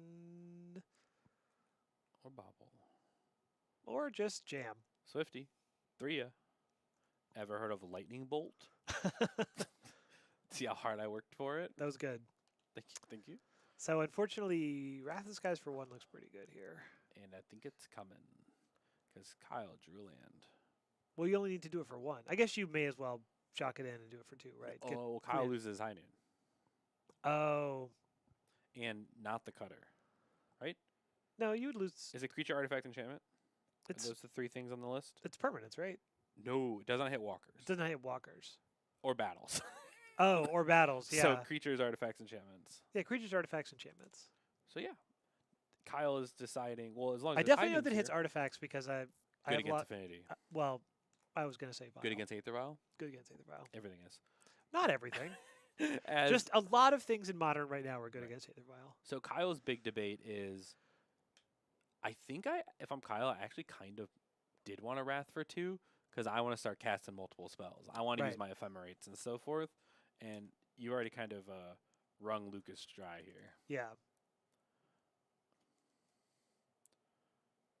Yup. Lightning Bolt. Okay. Word to the wise, you're playing this prowess deck. Yes. If your opponent's deck is blockers and removal spells, top of my list of things to go is the Violent Urge. Oh, yeah. Kind of tough. It's so hard. It's possible that he trimmed it and drew as 1 of, right? Oh yeah, oh yes. I think one of the hardest parts of sideboarding is like mitigating any amount of risk. Mm. Just understanding that, especially if I'm down a game, like these games are so important that if anything might be a brick, even if I don't normally board it out, this might be the time to do so. Oh, I see what you're saying. That's like, oh boy, like imagine maybe I trimmed a preordain or something when I was sideboarding. Oh, I wish I trimmed this and had the preordain still. There's so much nuance to it, but it always scares me drawing the dead cards. And now it's Riddlin time. Yep. Oh, you want to do it? Come on, Lucas. Oh, to consign the draw trigger? I guess it does something. Yep. There she is. And there she'll be. Well, she'll probably attack next turn, right? Oh, which enchanter might get in the way? A 2/2 that also destroys the cutter? Now we're talking. Yeah. Now we're talking. This is hard. this. So, how do you feel about I don't know what the contents of Kyle's hand. But how do you feel about a future where he is flicker wisping his own High Noon so he gets to cast 2 spells? Now you're talking flicker whiz tricks. Yeah. I mean, I like I said, I don't know what. Okay, there was enough mana for exactly that because you could flicker wisp first and then cast your white Orchid Phantom. But also, I love the way your mind works. maybe that's not. Maybe that doesn't matter. Kyle, what did you target? What did you target? Nothing? Kyle target nothing? Just played a 2/2. I mean, a 2/2 flying first strike for 2, but it's. Bolt. Is it a May? You don't have to discard the land. But I wanna. Usually you do want to, but Yeah, you're right. Yeah, Lucas could have, or Kyle could have used the flicker wisp, tucked away the High Noon, cast a destroy second up to spell. 1 non-basic. Yeah, you can just I wonder if Kyle is just a nice guy in it. could be, or it's just like I don't need you. I don't. Flicker my Riddler. Yeah, flicker the Riddler, Block. draw, block. Oof. Okay, now Kyle, on your turn. Use the flicker wisp, tuck away the High Noon, and then warp the other Riddler in your hand. Draw 2. Once you start drawing 2, Kyle, trust me, Yeah, it'll feel nice. right. Decline to cast the, or just play a Riddler. Decline to cast the Ephemerate. Just let it It's gone stay forever. And then Overlord's time to alive. wake up. Nope. One more turn before it gets to wake up. Yep, Lucas has been saving this. Going to use it on the impending trigger. Unfortunately, unlike with Suspend, And doesn't stop Gonzo. it forever. Right, because if it has no counters, is awake. Right. Not entering the stack, not being cast. But that is the game going to Kyle Packard. 2-0. This is a good match for Esper Blink. Again, your deck is hate spells, blockers, and kill spells. And Prowess does not have the greatest density. I have found there's something about the way that Izzet decks specifically are built. So I used to feel this way against Murktide, I feel this way against Prowess. If I just spend my time killing their stuff, they're never killing me. Right. Yeah. And that's the way that I feel against Prowess. The hardest one to deal with is Corey Steelcutter. That's that power of High Noon, giving you that availability to kind of let those two cards just sit there and take care of each other, but also knowing that you have access to cards like the Witch Enchanter and a couple other cards to just allow answers to the Steel Cutter, and then you can slowly but surely use the Solitudes and the Flicker Wisp and just the blocking phase to slowly whittle through the Prowess deck, and we saw just that. Yeah. I mean, my question during sideboarding was, is High Noon good here? And then, yeah, seems pretty good. Seems like a case study in why it's good. Pretty good, right? Yeah. And the thing is, as we were saying, in your, oh boy, I can't wait to cast a bunch of spells decks, it's really great to High Noon them. So here we are. Looks like... Oh, on the right side, we're talking Jeskai Blink, winner of the regional championship. Where were you? I was in CubeCon. Oh, Houston. I wasn't there. Regional championship? Houston. I was like, where was I? I wasn't there. I was at CubeCon. I was at CubeCon, yeah. And that's what Ryan on the right side is rocking. And on the left side, Mike rocking Domain, sporting some number of Doorkeeper Thralls in that main deck. Because this is why Flage is alive so soon. Well, what's fun about the Jeskai Blink deck out of Ryan here is it has Ephemerates, it has Philias, it has Flages, but it has 4 main deck consigns that you can go back to scamming your own Flages on top of everything else that card does. So it looks like there was a Doorkeeper Thrall on Mike's side. That's what I'm saying. Yeah, Mike is the one playing the Doorkeeper. It's not Ryan. He played the Doorkeeper, which meant Flage could come down, and then Arena gave it haste, and so it didn't kill the Doorkeeper Thrall. Just hung it, and then it did kill it. And then it when did kill it. Oof. Land for Mike big here. I'm going to start clawing back into this game state. You know, a card's real hard to beat is the Flagester. Flage is pretty tough to beat here. Mike apparently already at 7. 7 is correct for Mike here. Well, I hope one of the cards in his hand is Leyline. Binding? Yes. That one, yeah. Though, I see Ryan has an untapped blue mana. Ooh. And there's a lot of cards that could be... Hey, you ever consigned this ETB trigger? Oof. Skadoosh. Yeah, it ETs the B, but then I'm gonna... Here it is. It is ET'd the B. And then I'm gonna CTM its ETB. Yep. Oop. Gonzo, thanks for playing, folks. Hey, this deck on the right side, this Jeskai Blink deck, seems pretty good. is good. Somebody asked me if I was going to play Fish at the NRG. Let me tell you 2 cards that Fish can't beat. Flage, Solitude. Okay. Hey, do you know what cards are seeing a lot of play right now? Seeing a lot of those cards. A lot of Flage and Solitude. Yeah, they printed some very good Merfolk cards in Modern Horizons 3, and the deck fell off a cliff. How does it do against Grizzlebrand? I mean, that's less important because you can, you get to draw a bunch of cards, but you don't get the attack trigger because you're getting trickstered or whatever. So, Fair. and if you were just getting a bunch of stuff through Goryo's or whatever, that's actually easier to beat than something like Solitude Ephemerate. In my experience, anyway. The hard part is column A draws column B. Yeah, so that's the hardest part. It's tough to be a Fish out there, I tell you that. It's a tough world. Can I interest you in blue deck that plays Step Through and tutors for a Harbinger of the Seas? I'm interested in playing Step Through, but what else does this deck do? Belcher. Oh no, I'm off it. Nope, I'm done. No, I'm not interested. Hey, there's a lot of cool things, a lot of fun things. We were trying to show you just a little bit more of that Jeskai deck. We'll probably see it in the coming rounds. Again, My guess is yeah. huge contender. The story of this Jeskai Blink deck is it's first started with a single lone soldier and Matt Costa playing it at the PT on team like Mega Killers, whatever they're called now, but like all the players that you know and Heaters, like when they're yeah. all on a team together. Matt Costa went rogue, said, "Trust me, I think this deck is good." Was the only player on the team to play it. I believe 8-2's the constructed portion of the PT. Pretty good. Folks go, "I think he's on to something." And then the deck wins the regional championship, 2 weeks later? And there was another heater at the Pro Tour who was the only pilot for their deck. But it was Demir Murktide and it was Yuta Takahashi. And he did not. Did he do No, he really did not. well? No, Do like he didn't. incredibly well with No. I think he won the PTQ on Sunday though. Okay, pretty cool. But that should tell you that if he's in the PTQ that's on where Sunday, right? Murktide's good. Yeah. Well, thank you, lovely folks, for joining us for this second round of Modern Action.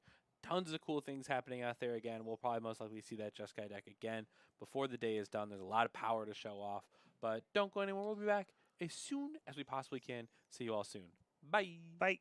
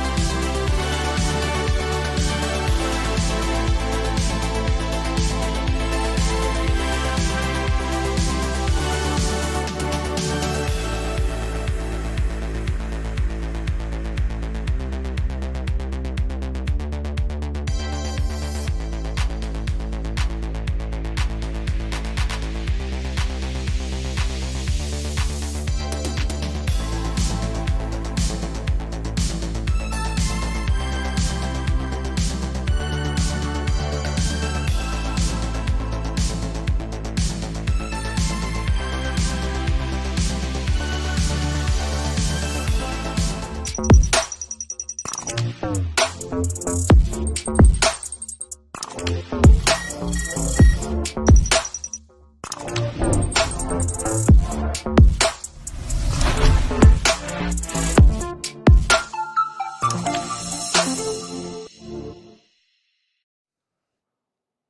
what's up? What's up? Welcome back. What do you Round- think a unit costs? We don't know. Somewhere in that range. We're talking round number 3 here at the NRG Gaming Home Store, beautiful Buffalo Grove, Illinois. I'm Dom Strecker. That's me. That's me. We're seeing some modern Magic, and we're going to see just how fast a feature match can be. That's the challenge that I lay forward. How long do you think we're going to be here? Tell it to me straight. They're still rolling. They're still rolling dice. Come on. 10 minutes. Come on. No, probably longer than that. Because there's like sideboarding and shuffling involved. Oh, not sideboarding and shuffling. Get out of here. It could be quick. Could be quick though. Could be an awfully quick match. What makes you think it's going to go so quick? Because I think this is among Amulet's worst matchups. These are two people who are definitely going to try to ignore each other. Yeah, this is a ships in the night. This is the purest example. Yeah, there's no... Well, there's not no interaction. Post-board, they're both going to have some disenchants and prayers. Right. Andre's got a... Main deck Veil of Summer? Yeah. Main deck Veil of Summer. I guess that makes sense. It's awesome. It's awesome. There's a lot of blue decks in this format. Here's the deal. You also hard lose to Thoughtseize, huh? Good against Thoughtseize. Good against blue cards. Is a green card. And if you begin your turn with it, it shuts off Vexing Bauble. Oh, right. Oh, yeah. That's... Oh, yeah. Here we go. Shifting Woodland to start the turn off for Isaac. Andre's doing the classic turn 1 of Neoform, which is going to be fetch for Surveilland. Thin the deck, find the goods. Hasteland in play for Isaac. Aftermath Analyst. Big flips. Explore Gardens. Bounce land. Misty Rainforest puts your cell phone into play. Oh, no. Oh, no. It's Gonzo.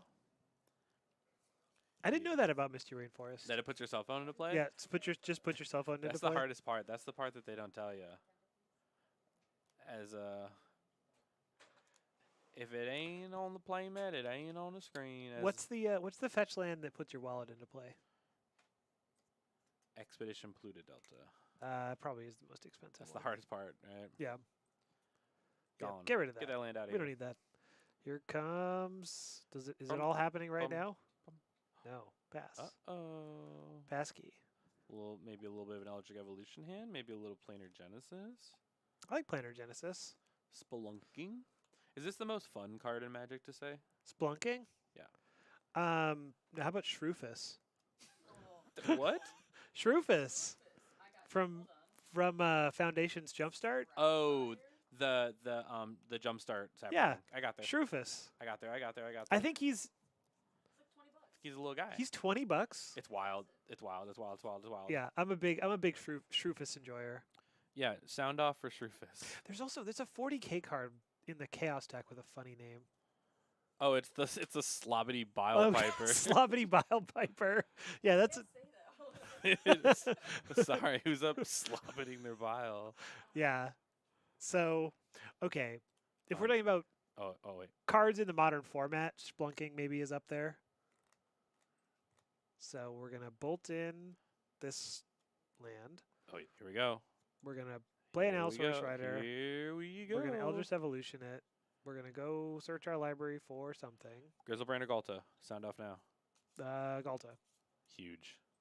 Literally, he's huge. On she. She's huge. We're going to Summoner's Packs. Uh-oh. We're going to get Xanagas. Boom. Boom. Do you want to explain it or should I? The Atomic Bomb versus Coughing Baby. See, the thing about this matchup is you're just swapping which deck. You don't is know who's which. the top bomb. Yeah. You don't until the deck starts going. You don't know who's the bomb, who's the baby. So very importantly there, for those who didn't quite see it, Galta, Stampeding Tyrant, comes into play off the Eldritch Evolution. Yep. Puts a trigger on the stack. This says put any number of creatures from your hand into play. Andres holds priority. Cast Summoner's Pact. Oh, okay. Goes and puts a green creature in a hand.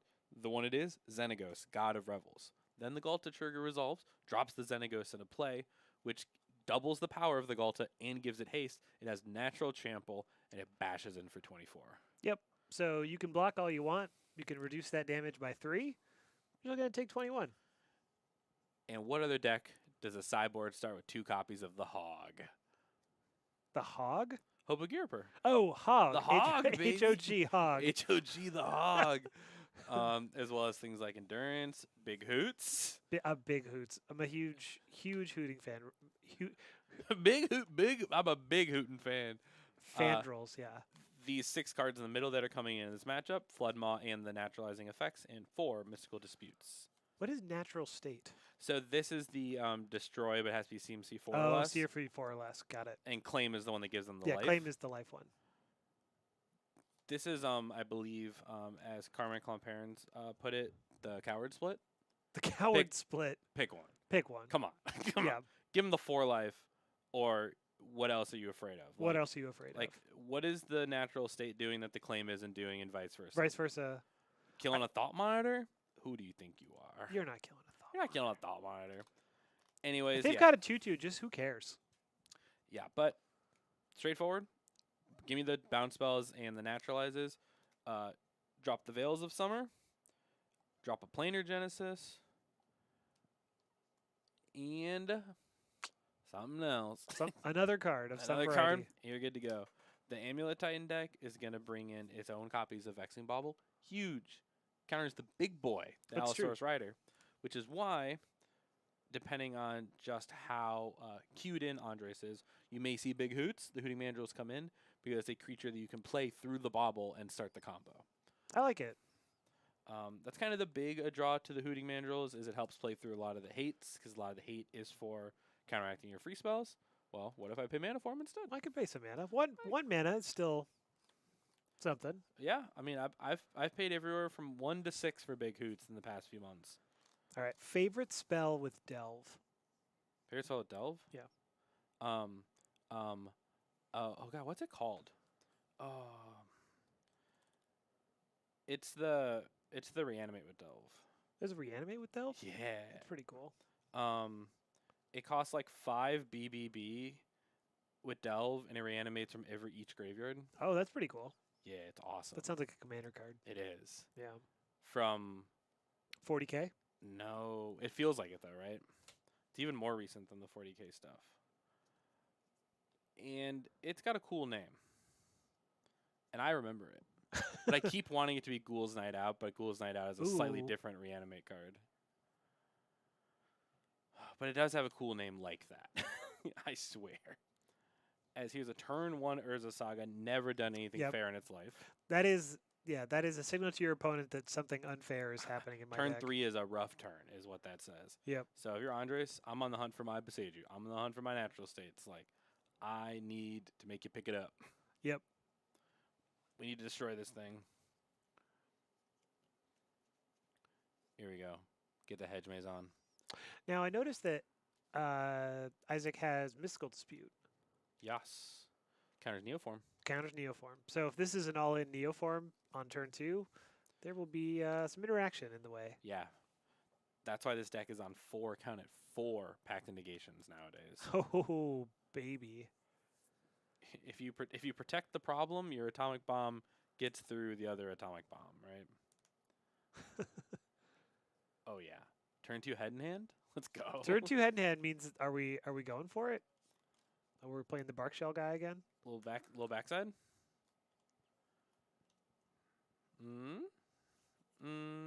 Tapped or untapped?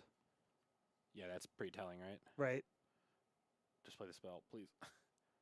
Bolt. Ow, my face. Slam ski. So here comes... Come on and slam. Allosaurus Come Rider. on, slam. Welcome to the jam. Neoform. Oh, 4 for 1. Packed. Packed! No! Now, what are Andres' leftovers are hugely important here. Remember, a pact all ready to pay for.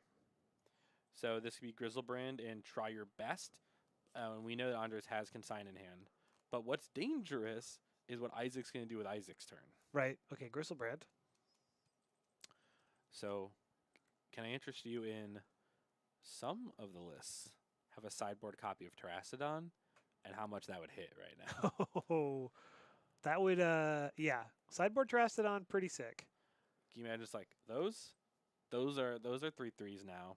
Me, I'm gonna hold up this consign in my hand. And the Terastodon, it's a 9/9. How are you gonna get your 3/3s through my 9/9? How are you gonna get your 3/3s to my 9/9? That's the big question that I'm asking from the big boys. So Isaac stopping on his upkeep. Figuring it out. Uh-oh. This is a maybe didn't have it all rolled up moment. Though we saw in round 1 Isaac navigate a lot of situations where he looked pretty hopeless, and just then plays this deck for fun. just was like, oh, actually, no. I always had it. So this is Amulet or Bauble. The thing is I think It's- Bauble's time has just passed. I would say, well, okay, what do I know? What do I know?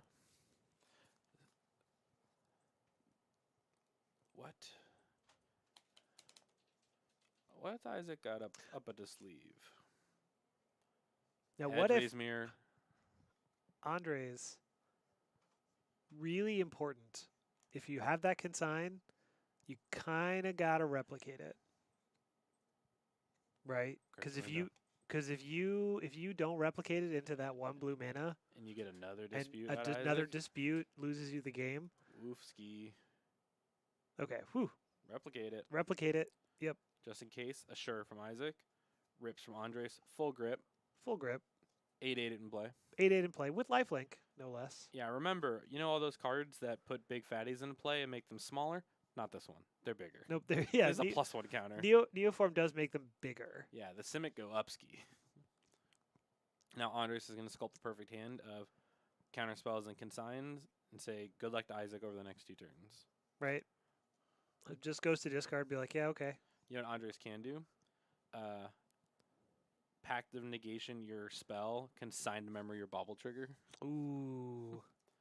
Consign's a wild card. Consign really offers a lot of interesting things. And I have found the deck that Consign bullies the most is Amulet Titan. There are so many triggers. There's and a colorless lot of spells. triggers. Uh-oh. What's the point? Yeah, that was last turn. Pick up that Hedge Maze. Hedge Maze Yeah. in hand. Yep. All is well. Players confirming things are in the right spaces. Beseiju. Beseiju, play Grazer. Grazer. Blocker. Blocker. That's a turn. That's a time walk. That's actually not a time walk if your opponent still potentially draws 7. But it Or does. Andres could have drawn the MDFC that is the fight spell and could have Grizzlebrand fight this Arboreal Grazer. Oh, that's true. Because the Forest MDFC is a. It's either the Disciple of Freyalise or the fight spell. It's the fight spell, yeah. So this deck's got the split ski right now. Some people are kind of on a 2/2, a 3/2, kind of real flavor to taste as some are staying at the fight spell when you have Grizzlebrand. Well, you gain life if you get to fight something, so that's a whole nother Grizzlebrand trigger. So trying it out, see if it works in your fair Neobrand Your deck. which is fair what Neobrand deck. This is the fair one. I guess, yeah, because after Neoform resolved, the game has continued to play on. Yeah. You know, unlike the Chancellor's Thassa's Oracle Get You Dead version. Which Chancellor?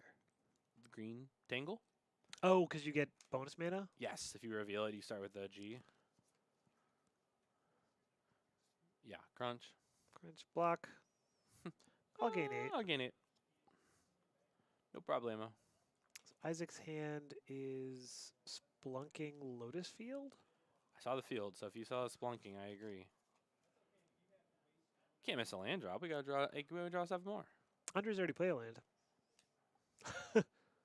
Oh, drew it during Isaac's upkeep, maybe? Nice. Get to keep him.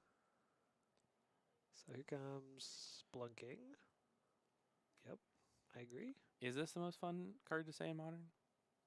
I haven't thought of anything. Well, I think Shroofus is legal in Modern because it's in Foundations. But Foundation Jumpstart. Oh, that's right. Okay, so Otawara. This is the roughness right here.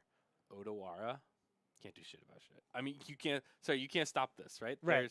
There's nothing. it's like, yep, Get up. Grizzlebrand to hand.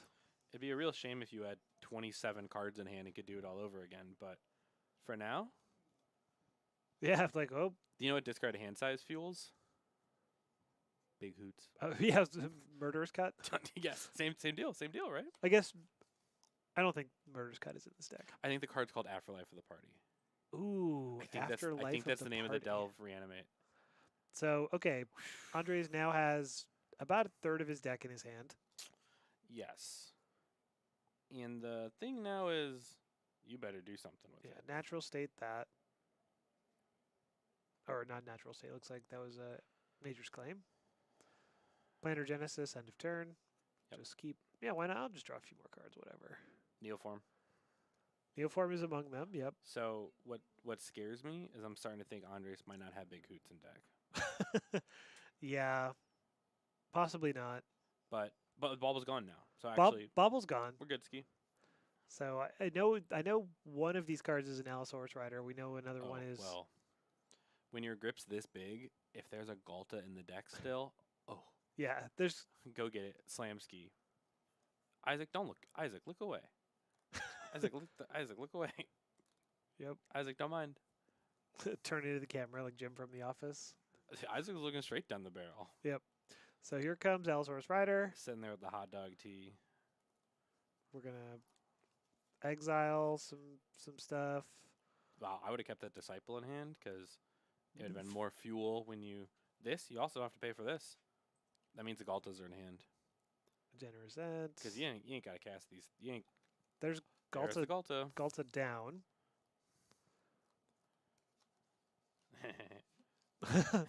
I guess a pretty interesting backup plan is. This is the plan against Oculus. That's true. Let's cast my 5/5s. So okay, here's a bunch of Allosaurus Riders. Hey Titan, how's your 6/6? We got These are 6/6s. Wii Unlocked. U. Unlocked a 6/6. Like all right, so I've made a bunch of guys.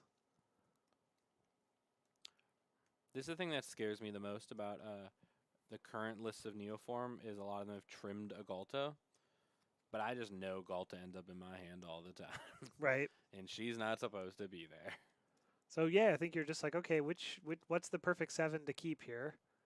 To protect my 3/6/6s. Protect my 3/6/6s. We are still going to Eldritch one. Swoop. So we want another Gristlebrand for insurance. We want a Traxa. What are we hoping to get here? The only other options would be Ureni, Atraxa, or if the Galta is still in the library. Well, we know at least one Galta was exiled to cast Right. one of the Allosaurus Riders. I'm gonna lose my mind.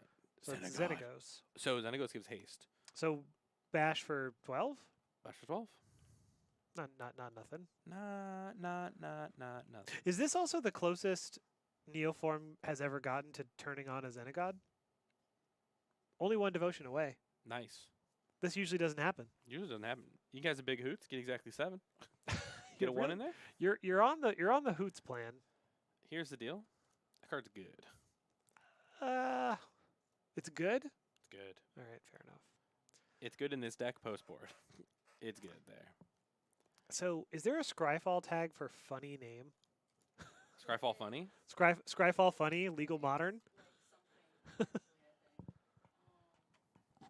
Spelunking has to be the most fun played card.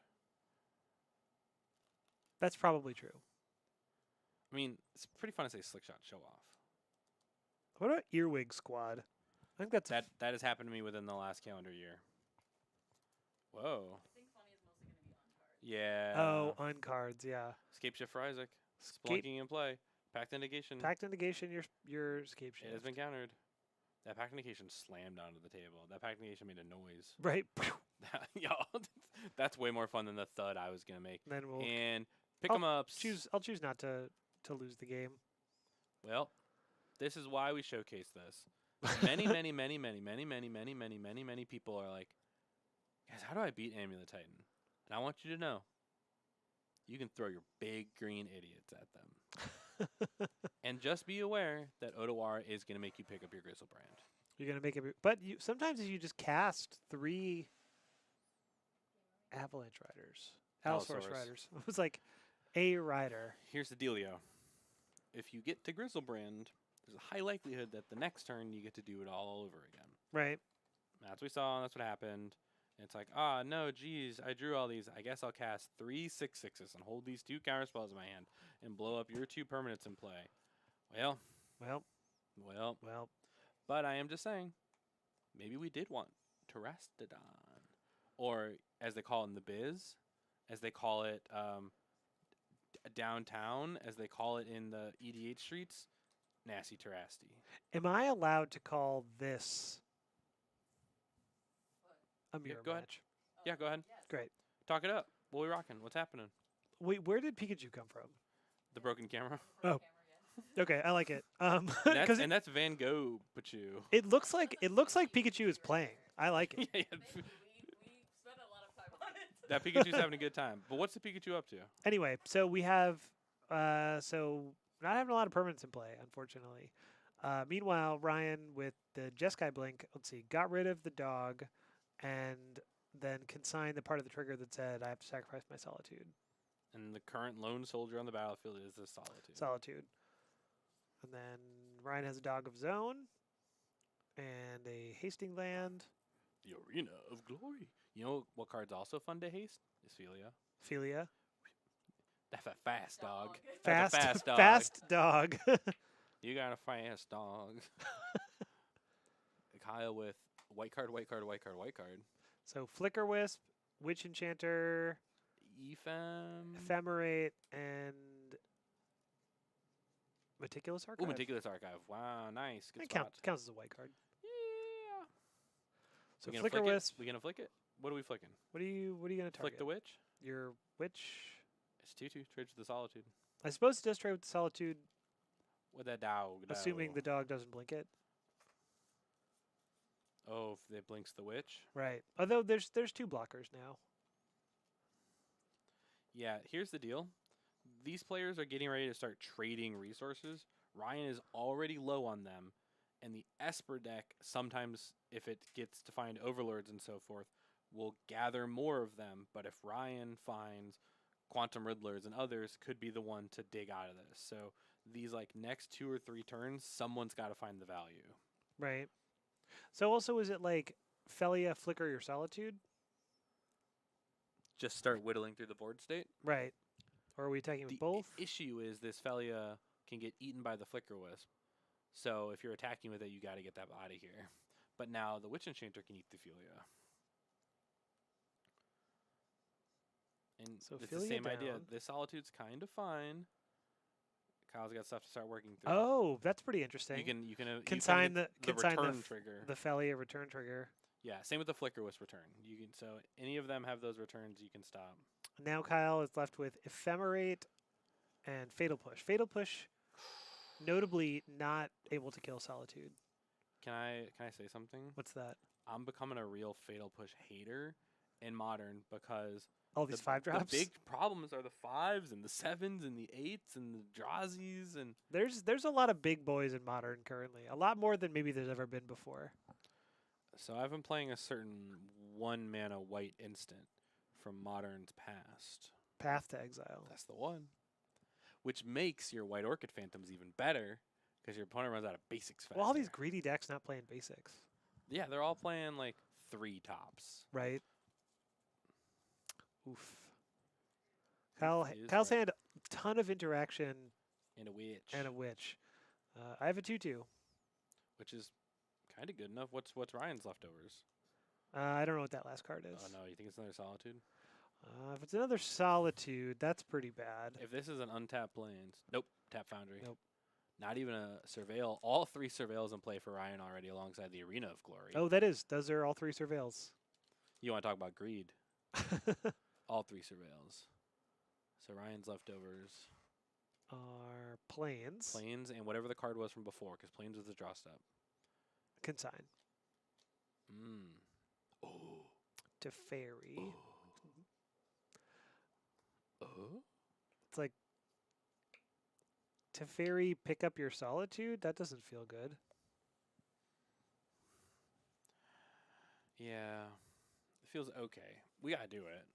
Yeah. Do you pick up Take it up, no target. Take it down, no target. Draw a because card. pick up the Solitude time walks Ryan because he can't use the mana because of the Teferi. Yeah, but I think you're fine sorcery speeding your opponent's only creature, right? Yeah, we went upstairs for Kyle here.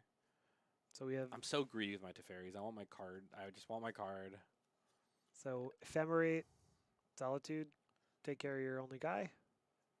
Well, I think this has to be main phase because there's a Teferi in play, which means Ephemerate, this creature can't attack because it was going to be flickered. right. And then Kyle in response flickers his creature. So now Kyle can decide if they want to use this, but currently Ryan won't be able to use his rebound because of the Teferi. Right. And now Kyle with cancel in hand.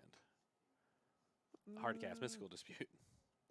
With as many lands as Ryan has, it's more like But if he tries to It's cast like an Mana Leak. impactful 5, that's true. A 5-drop would get canceled. Would get the first Riddler's here. the Riddler. And we know now if Kyle really wants, Kyle could Teferi, bounce the Riddler, replay the Riddler. That's actually pretty good. So warp the Riddler, draw a card, bounce the Riddler, Draw a card. draw a card, warp the Riddler again, draw a card. Yeah. Or keep it in hand and hold something up and just have a Riddler for later. That's true. You could also like you said, you could have your mana leak up. Yeah. Or there's got to be a 3-mana counter Mind Spark.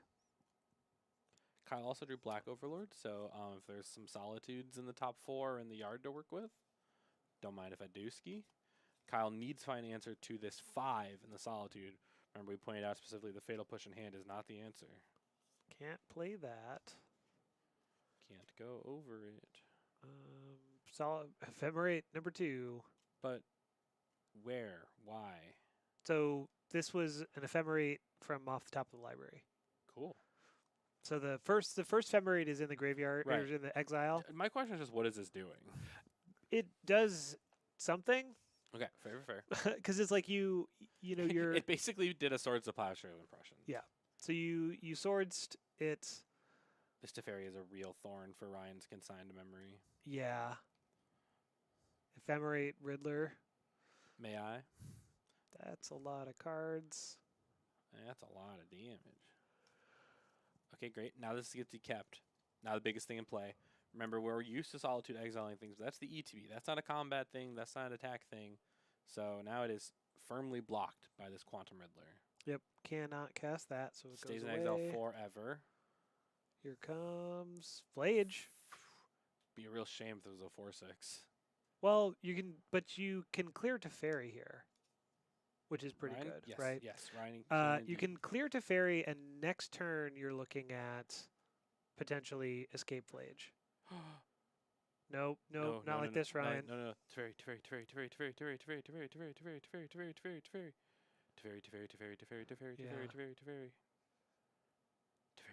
I think you Teferi. figured it out. Because now we can't arena Flage next turn. Oh, no, wait a second. No, this does work. You kill Teferi with the first one, and then you can sign the other trigger. Good. Never mind. We did it. What about? Is it? What did about you- Mystical Dispute? Oh no! Oh no! We Or let- what about Fatal Push? Or Okay, so or- there's a lot that can the hand is happen here. unlocked Yeah. because the Tef's gone. That's the Revolt. That was still Cool. cool. There's a lot going on. Stack those triggers. Kill the Tef. I don't think I would have. I had to see Ryan do it to realize, like, oh, wait a second. No, you get to fully resolve the ETB Yeah. before you. I saw Kyle debating, do I really want to ephemerate on this Riddler? Yes. Yeah, You need to keep going up on cardboard. That's how you're going to win this. Yeah, because there's. So Solitude, your Solitude. Yep, Right. Solitude down. Ryan has one threat. That threat's gone. Yep. There is the Flage, but the arena was used. So here's the thing, though, about We started out friends. well, yeah,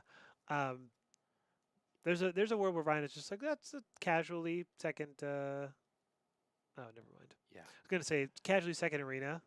The Esper deck is designed to just cast Solitude all the time. I'll just cast a few more Solitudes. The hand is dog, Solitude, Dispute. So we're gonna. Kyle, we're going to have to talk. This Overlord, not tick down. Ugh. What can I do to remind myself of end step triggers? Because you can't like put the die on top of your library. No, I can't. Nope, sure can't. Get a memento style tattoo on Nice, your this on is your end hand. step? Yeah. So That'd no, be it's really- got to be like on like the tops of your finger, like when you're end step. yeah end step knuckle tats. The knuckle tats, end step, End step. but the end has a question mark. End step? End step. Just do draw step. No, but Draw step's actually sick. draw step would be great. If someone ever goes on to be like a prolific, heavily tattooed Magic rapper, draw step is an incredible knuckle tat. What about Post? Isn't he a prolific tattooed? But I think magic? his say post. I think they do too. But I mean, you got two sets of knuckles. Well, this is draw post. No. Like Post step? like the top and bottom. So like Oh. this one and then the upper one. What that dog do? The answer is resolve. Dog resolves. Flage in play. Overlord still at 5. Overlord still at 5. Oh, nice. Good guy, Ryan. Nope. Point at your guy. Here comes Solitude. Here comes the no exile. Exile. Not Exile the Flage. not the right place for Flage. Exile Flage.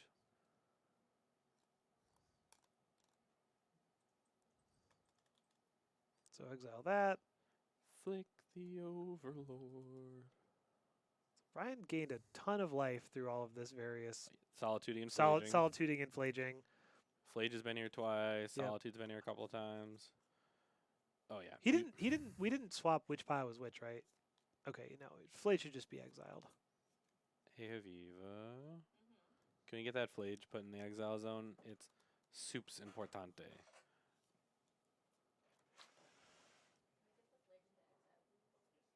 Wonderful. Thank you all so very much. This is Crunch. Yep, so Ryan's at 35, Kyle's What? at 5.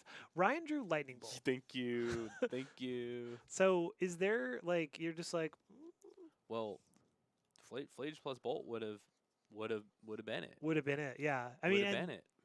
there's still a world where you just draw no, that window's closing kind of quickly It's that this dang Solitude. because the Solitude is lifelink. So 1, Oh, 2, boy. 3. Oh, it's so many Solitudes. Yeah, it's slipping into the. We're gonna future. Lightning Bolt the Solitude to keep your life total under control. That makes sense to me. But then, no bolt for face. No, but like if you bolt the creature, they don't gain 3 life. So it's, Hmm. right? Yeah, true. So true. It kind of gets its 3 damage one way or another. right. So here comes don't tell me this No is way. Flage. No way. No way this is Flage. Or is it Def? It's Teferi, okay. Oh. So Mystical dispute is waste your mana. waste your mana. It's like, okay, fine. Dispute. This is the best that dispute's probably going to be for Kyle, right? So Right. this is waste your mana so you can't even up your use Riddler. whatever you're going to draw here. Ryan drew something. And Kyle gets to use his Riddler all over again. Ooh, Fable. Fable? My least favorite card in the Jeskai Blink deck. It's there just kind of as glue, you know? Do you think Fable could be unbanned Pioneer? Sure. Is it banned Pioneer? I You forget. can do whatever you want in that format. It's maybe not even banned I'm Pioneer. pretty sure it's unbanned. Now that I'm saying it out loud, it was banned in I Standard. think people mostly play Rakdos mid, which makes you think that card must not be banned. Okay, it's probably not banned. I don't know. Obviously, not keeping a close eye on Pioneer. I almost went to a Pioneer tournament on. Fable of the Mirror Tuesday? Breaker. I almost went to Pioneer yesterday. I was going to play Azorius combo, the Omniscience combo deck. That's pretty cool. It is legal. Yeah, of course it is. So, Teferi dead. Kyle's library, more or less in his graveyard. And Ryan's life total whittling Whittling down away. from 40 some by just these big honking chonkers Yep. for Esper. Here comes Teferi. Take Teferi up. Here comes Riddler. Felia's getting bigger. Play Fable. A fun thing to flick with your Felia. You just get to every turn make a thing, untap loot, make a guy, untap loot, make a guy, untap loot. It's pretty good. It's an engine, right? It's an engine. I've heard this Jeskai Blink deck compared to the best parts of Blink and the best parts of Energy, but I get really confused because there's no guides or brides. I think it's fair to say that the best part of Energy might just be Flage. Flage. Flage is the hammer, while the others are the knives. And sometimes you just need to add a hammer. Sometimes you just need a hammer. And everything's a nail. Riddler, beautiful planes. Take a look in the bin there. You got any of them goodies? Maybe you want to get that Witch Enchanter for the Fable. I don't think Kyle's that worried about it. There's 3 Solitudes in hand, 4 Solitudes in hand. Tippity tappity for Ryan. Time to draw 2 lightning bolts. Need to draw 2 lightning bolts in the scenario where Kyle's Drop 'em. also not in a position. Flage Island. It's close. Pretty close. Wait, can we Flage Escape? Oh, to get Solitude. Yeah. Dang. We can Okay. play Flage. So, No, there's no window to Solitude it. right now. See, I would have done it here, so it's unescapable.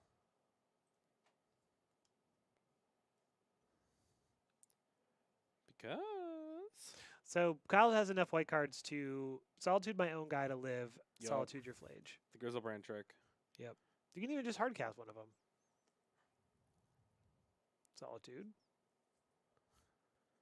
Solitude the Felia. Ryan's making Kyle confirm. What you targeting? What you exiling? Man, the So- Overlord? That Overlord gets exiled, but it also doesn't matter. Push it real good. And throw the island on the table, say Jeeters. Pass turn. Pass turn. Kyle, how many ephemerates you got there? A lot of ephemerates. I think we just attack. And he's like, no. Crunch. Crunch. Block with the life total. Block with the life total. Woo! Esper Blink. Esper Blink. Esper Blink. Esper Blink. PT who? RC. RC who? RC who? And I'll RC you For round 4. NRG. Oh. Elmhurst.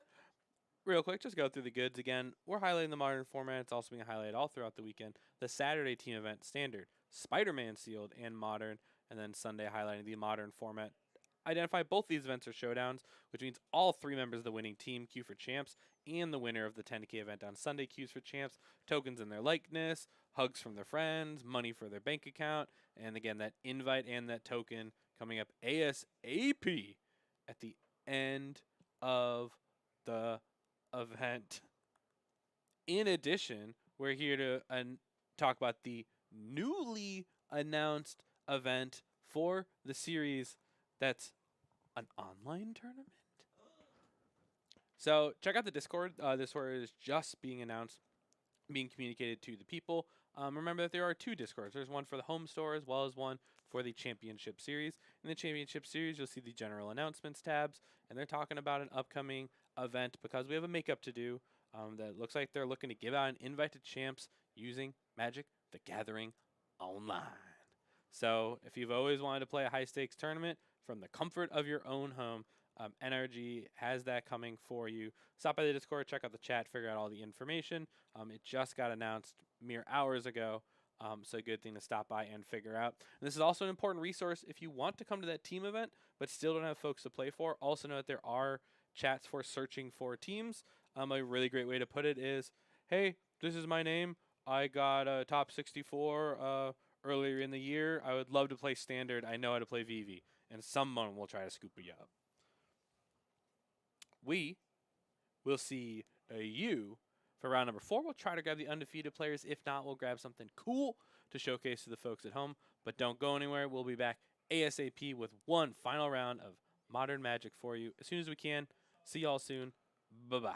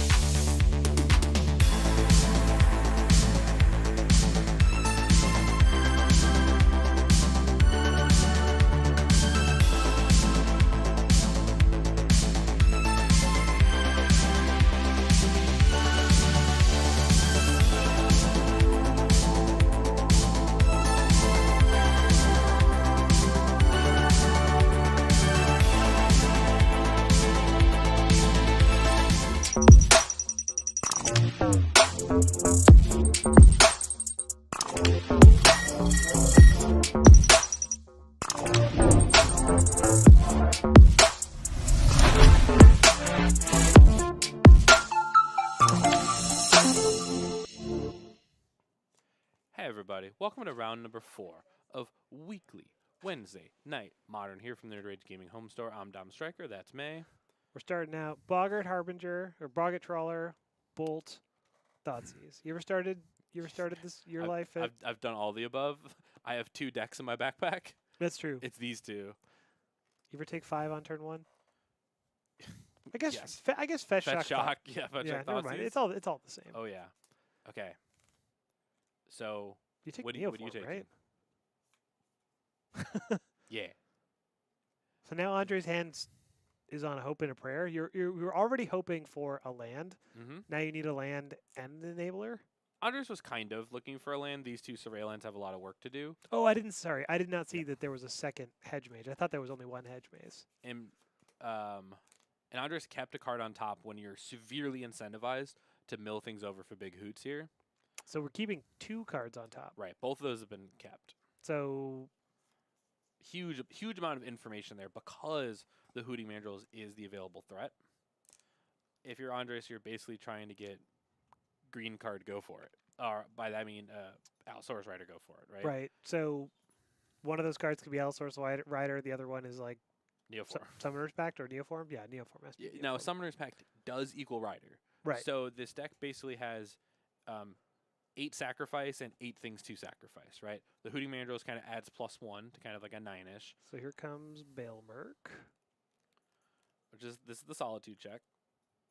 So this is information if Kyle picks up a white card or a Solitude. Looks like a Solitude play here. Which incentivizes Andres' plays. Oh, we're taking Emperor. We already have Solitude? Screams about the power of the hand, right? Yeah. So for Andres, I am now feeling heavily incentivized to get a big dragon into play. Do you know the big dragon? You ready? Rennie. Protection from white. Protection from black. ETB kill target dog. Yep. Oh, and the Bailmerk. Oh, it was just go? Oh. Draw the card that I surveilled to the top, go. Yeah, Andres is Sculptin. Using the Veil here to more or less cryptic command the Thoughtseize. Yep, Cryptic Command Thoughtseize. And slowly fueling up for big oots. Oh, I see. He didn't take the Solitude because it has no white cards. Hmm. There's a third Thoughtseize, a Fatal Push, an Emperor Bones, and a Quantum Riddler. Now remember, Veil is for the whole turn. Right. So, well, it doesn't have a second black source anyway. Okay. So, Weird draw, weird time, weird happenings. so setting this to 4. Flickering it with the dog. Nope, not flickering it with the dog for some reason. That's what you want to do with the Overlord, right? I'd love to do with the Overlord. Andres, so third land, no go for it. So I thought maybe third land was indicator of Eldritch Evolution as the go for it. I wonder what those cards he left on top were. Color me intrigued as well. Let's find out. I guess we're about to see him. Unless there's another Show me what you got. show me what you got. We're Intrigued. fetching. Color me intrigued. Surveilling before we give information.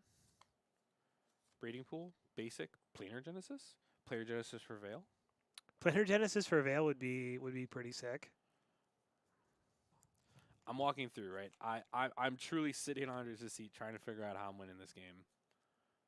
So here comes Planar Genesis. Planar G. Yep. Pact. You could technically be looking for Pact if you wanted to. Oh, because you have the consign. And what's really fun is if you find So we'll put this into play. blue Pact and you have green Pact in hand already, you could do the blue Pact and the green Pact, and then your consign can cover both your packs for you. With a Thoughtseize on the stack, are you interested in that? Yeah, because my blue Pact would have got the Thoughtseize. But Oh, that's right. Yeah. this Eldritch Evolution and Neoform in hand, the issue being that the graveyard was not stocked enough because our early surveils were all kept. Right. So now We can afford big hoots now, probably, right? but Unless I it's think getting Kyle's- I think Thoughtseize. Kyle needs to take it. Because this is an A plus B. Your opponent has 1 A and 2 Bs. You got to take it to A. Right. Their hand doesn't do anything without the Hooting Mandrills right now. Yep. So Hooting Mandrill's down. And it's Hootie Mandrill's plus evolution, which can become Grizzlebrand or Galta. Oh, you know what? Is Kyle not trying to flicker his Billberg playing around getting it getting consigned? True. It being locked in exile forever by the consign. Well, no, it wouldn't get locked in exile forever. Okay. Well, hey, that tippity toppity is good to you sometimes. This is a very important thing. You cast the rider resolves. Andres has priority. Cast Neoform. The card is sacrificed. The first time Kyle gains priority, the creature is not there to even be attempted to be removal spelled, right? This is the ever important part of this is an A+B with no window for you to creature interact. And now Ureni is here. What is the rest of the text on Ureni? ETB deal damage split equal number of land you control. So in Oh, this case, gotcha. 4 damage, all of it went at the dog. So, and it has protection from black and white. And is an 11/11 and Kyle's a 10. I'm sorry, it's an 11/11? Because it has +1 from the Oh, uniform. okay. Because we go up in this house. Can we put Ureni on the screen? I got to see this card. The song Unending.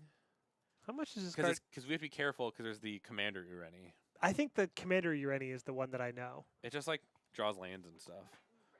Ureni. URENI, the song Unending. Big Teamer Dragon. Give her a So, look. Flying, pro black, pro red, deals X damage as you choose among target creatures and/or planeswalkers. It's 10/10. It costs 8. Exactly the number of 7+1. This card Exactly is the number of 7+1. This card came onto scene almost exactly at the time of people being like, oh, let me try this deck out again.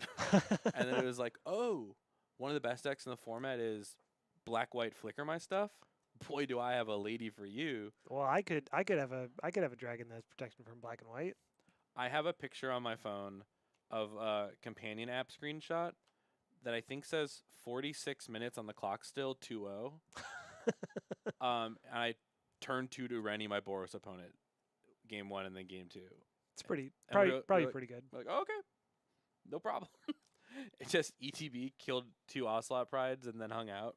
You know, as far as like an any percent speed run, I have a 49 minutes on the clock 02. Awesome. It was the only time I've ever played Legacy, like in the past like 3 calendar years. Mm-hmm. I was entering round 6, having already played against Reanimator 4 times, I see. and my opponent went fetch Underground Sea, Entomb, and I was like, we're done We're here. good. It's all good. Good. Like, you got it, man. I'm done. Yeah, I get it. I was like, I've had it. I've had a long day. I'm done. That's rough, buddy. That's rough, buddy. They gotta put that flare attacks on a Magic the Gathering card. I'm gonna lose my mind. They've got to, right? They've got to. Oh, yeah. Because you know how there's cards that say like name a card, and then people have like joke answers that they'll put in there. If, Oh, like you are already dead. Like I really want to put like Demonic Consultation on the stack. Name that's rough, buddy. That's rough, buddy. Because what is I'm naming Shrufus. Because you are already dead is what they're naming on like a pithing needle if they're just like I'm casting something, right? Right. You are already dead might be one of the most fun things to say in a modern legal Yeah. card. Soon we'll get to say it's the quenchiest. It's the is that the flavor text? I swear the card's called it's the quenchiest. No. No. The quenchiest is the flavor. No, it's the text. Yeah. No, this sucks. Send it back. I think quench. I'll pull it up here. Do you want to know what I think is one of the funniest things about the Avatar set so far? Oh, called it'll quench ya. It'll quench ya. And the Yeah. flavor text, it's the quenchiest? It's the quenchiest. Cactus juice, nothing's quenchier. It's the quenchiest. It's the Incredible. quenchiest, And the yeah. card's a quench. And the card is just quench. Oh. the card is quench. Yeah, it's Dotsies. a functional reprint of Andre, quench. show me the goods. All right. So this is an all A's, no B with a Stranded Grizzlebrand. So this is Allosaurus and Summoner's Pact. Planar Genesis to go digging. Consign memory to keep yourself protected. Generous End to be land number 2. And a Grizzlebrand that's kind of stuck. How are you interested in taking this generous end? You don't often get to Thoughtseize a land, because you have a consign for the. Well, okay, never mind. I mean, it's an important conversation. Thoughtseize is like the hardest card to resolve. Yeah. Right? I would think you'd want to Thoughtseize the land. I think that is a greedy play, but I do not disagree. Because you have also the you have a counterspell. So Now, what if I told you Summoner's Pact can also be a land drop? Because of the consign. Yep, you can go find Disciple of Freyalise and consign the pact trigger. Interesting. Not saying you can or would. Also, incredible sideboard card here out of Andres in Temio. Tamio's a pretty cool sideboard card. Some games post board are here's my Tamio, here's my Hooting Mandrills, here's my 5/5, here's my counterspell. You can just you just play like a Simic tempo deck. Yes. So much so that I've been playing some copies of Endurance in my sideboard for much the same reason of like it's a card that's very good. It's a card that can be free. It allows me to recycle my own deck, but also in the Flash game, it's a 3/4. Blocks Frog for all day. 3/4 blocks. It blocks. 3/4 with reach blocks is Yeah. an incredible line of text. With Flash. So they With don't even Flash. know it's coming to block. You're attacking a Doorkeeper Thrall, you're like, real quick. Yeah, Let me real drop quick. this. Let me drop this real quick. I won't be exiling any graveyards, but I will be killing your Doorkeeper Thrall. I would love a block. So here we go. Dog for white card or Emperor of Bones. Take Emperor Bones again. Take Dog. This could- looks to be a Solitude late game for Kyle again. You get another shot at the Dog the Overlord, right? Eventually, yeah. Gonna take Kyle some time to get there, and what Andres needs is time. Like this turn is most likely attack, make clue, crack clue. So Figure it you- out next turn. I think you probably are going to cast Planar Genesis. Okay, yeah. The hard thing is Andres really wants the top 5 cards of the library to be a Neoform. Yes. If top 5 cards are Neoform, no problem. Hard thing is where this Grizzlebrand is. Now, if you have Grizzlebrand stuck in your hand, what do you do? Discard it. Oh. Okay, what if you're Andres? What do you do if it's stuck in your hand? I actually don't know. Is there anything you can do with it? I'm going to go get Galta and put it into play anyways. I get Galta, put it into play anyway. And you get the Generous End as a freebie. You get a 5/7 with a food. Well, how about that? So, again, Andres really, really wants these top 5, but instead is going to Hedge Maze instead. Yep. So no Crack Clue, no Planar Genesis, getting the Surveil on. Also, not getting anything with not using that extra mana to get the Oh, using the Gent? the generous hand end of turn. And that's a hard conundrum because it is also green card, which is the thing that Andres is also short on. This is the when I talk about some decks are not that hard to play the first 90%, but really hard to play the top 10%. This deck, it's like juggling your green cards.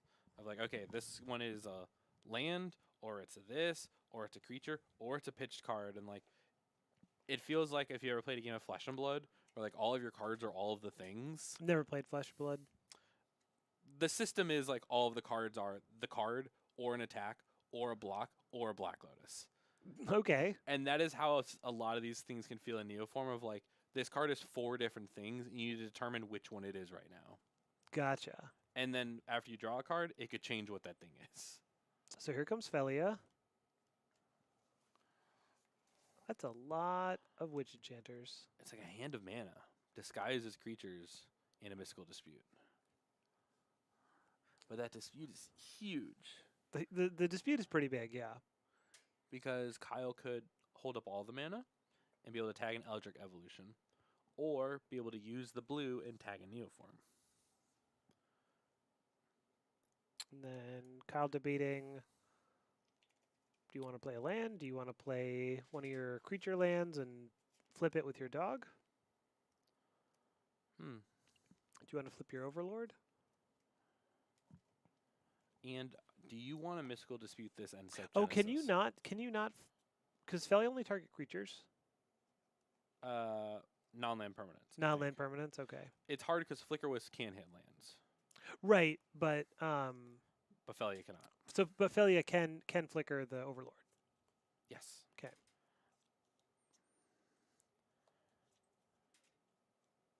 So if you're Kyle, are you going to hit this Ensep Genesis? Andres has 1 mystery card and a random off the top. Oh, like, are you going to hit it with Mystical With your Dispute? mystical dispute. Probably not. In Okay. general, you always counter Bogger Trawler. It's a 3/1. Eat your graveyard. In general, you always counter the thing, not the draw spell, unless the But now if opponent is top decking. But now if the thing is Eldritch Evolution, you can't because it's not a blue card. Oh, I see what you're saying. Because you've already cast the Boggart. Yes. Hmm. And this is one of the hardest parts that I find as a draw for myself to playing combo-oriented decks is sometimes your opponent isn't prepared to play their deck and yours. Right. They're just prepared to play their deck, which is totally fair, right?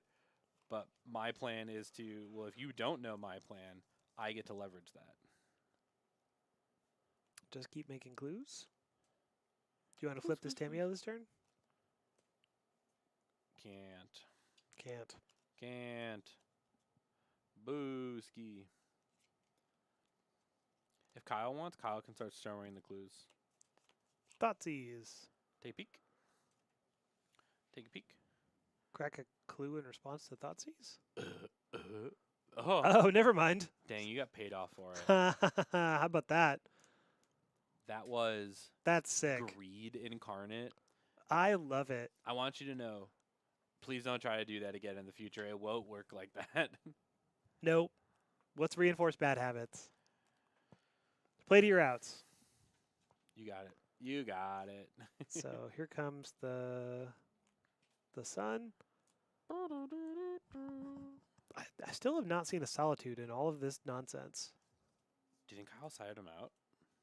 There's no way you sided out against Neoform, right? No priority window to hit the fatties. Can't kill Ureni. I don't know. I'm not saying I've done it before, but what I'm saying is maybe. I feel like you still want them. But They're I could be pretty wrong. good. They're pretty good. I wouldn't say no to one in play right now. One in play right now be look pretty good. So Andre's lining up. The chat, sorry. Mm-hmm. Oh yeah, buddy. Well, When is the next NRG 1K? I don't know. There's no pre-reg for it right now. shucks. TBD on the next NRG Pokemon 1K. There's a question about whether it's standard or commander. It's closer to standard than commander. It's a format called modern, 60 card competitive. So similar to standard, just with a much wider card pool. Card pool is 2004 forward for this particular format. Standard lives around like a 2022 forward. Yeah. A lot of games kind of have similar things of formats that are time locked and area forward. This one is one of the more popular ones for competitive Magic scenes in 2004 card pool forward. So here comes Allosaurus Rider. A freebie, toss 2 green cards, play your little guy. Coming off the Summoner's Pact, which means that this Planar Genesis that's been in hand this whole time might have been here to wait to be a green card. Right, just wait to be a green card. So now we have this. We're going to cast it. Yeah, not We're only gonna is exile- Grizzlebrand legal in this format, Grizzlebrand is in our player's hand and possibly about to be in play. So I'll put this. Oh! Dispute. Dispute your dispute. Brr, brr, brr, brr, brr, brr. What a hand. Andre spent all this time sculpting. Yep. And now I think, even when all is said and done, this Ureni's going to slap. It's going to kill Felia and the Bogart Trawler. Does it kill? Or the Overlord. Yeah, I was going to say. Well, because it's 4 and 1 or 5. Well, yeah, no, I know it can kill either of them, but I think you want to kill the one that. Well, no, I guess you don't really care if Overlord gets to swing in because you just eat it. Yeah. So, was not Grizzlebrand's time to shine because Ureni is just untouchable for Kyle's deck. Kyle cannot interact with Ureni. So, when Neoform was having more of a heyday, as well as when Titan was having more of a heyday, the Esper deck would have things like Shieldred's Edicts and ways to actually oopsie to get one. 2 things. 1, this deck has declined, so a lot of these Esper decks don't have these edicts. Mm-hmm. And 2, this Tamiyo would have eaten that edict instead. Right. Yeah, because you have to line up something where, okay, I'm going to Flicker Wisp your Tamiyo and then cast the edict. Yeah. As it stands right now, you can Emperor and then get.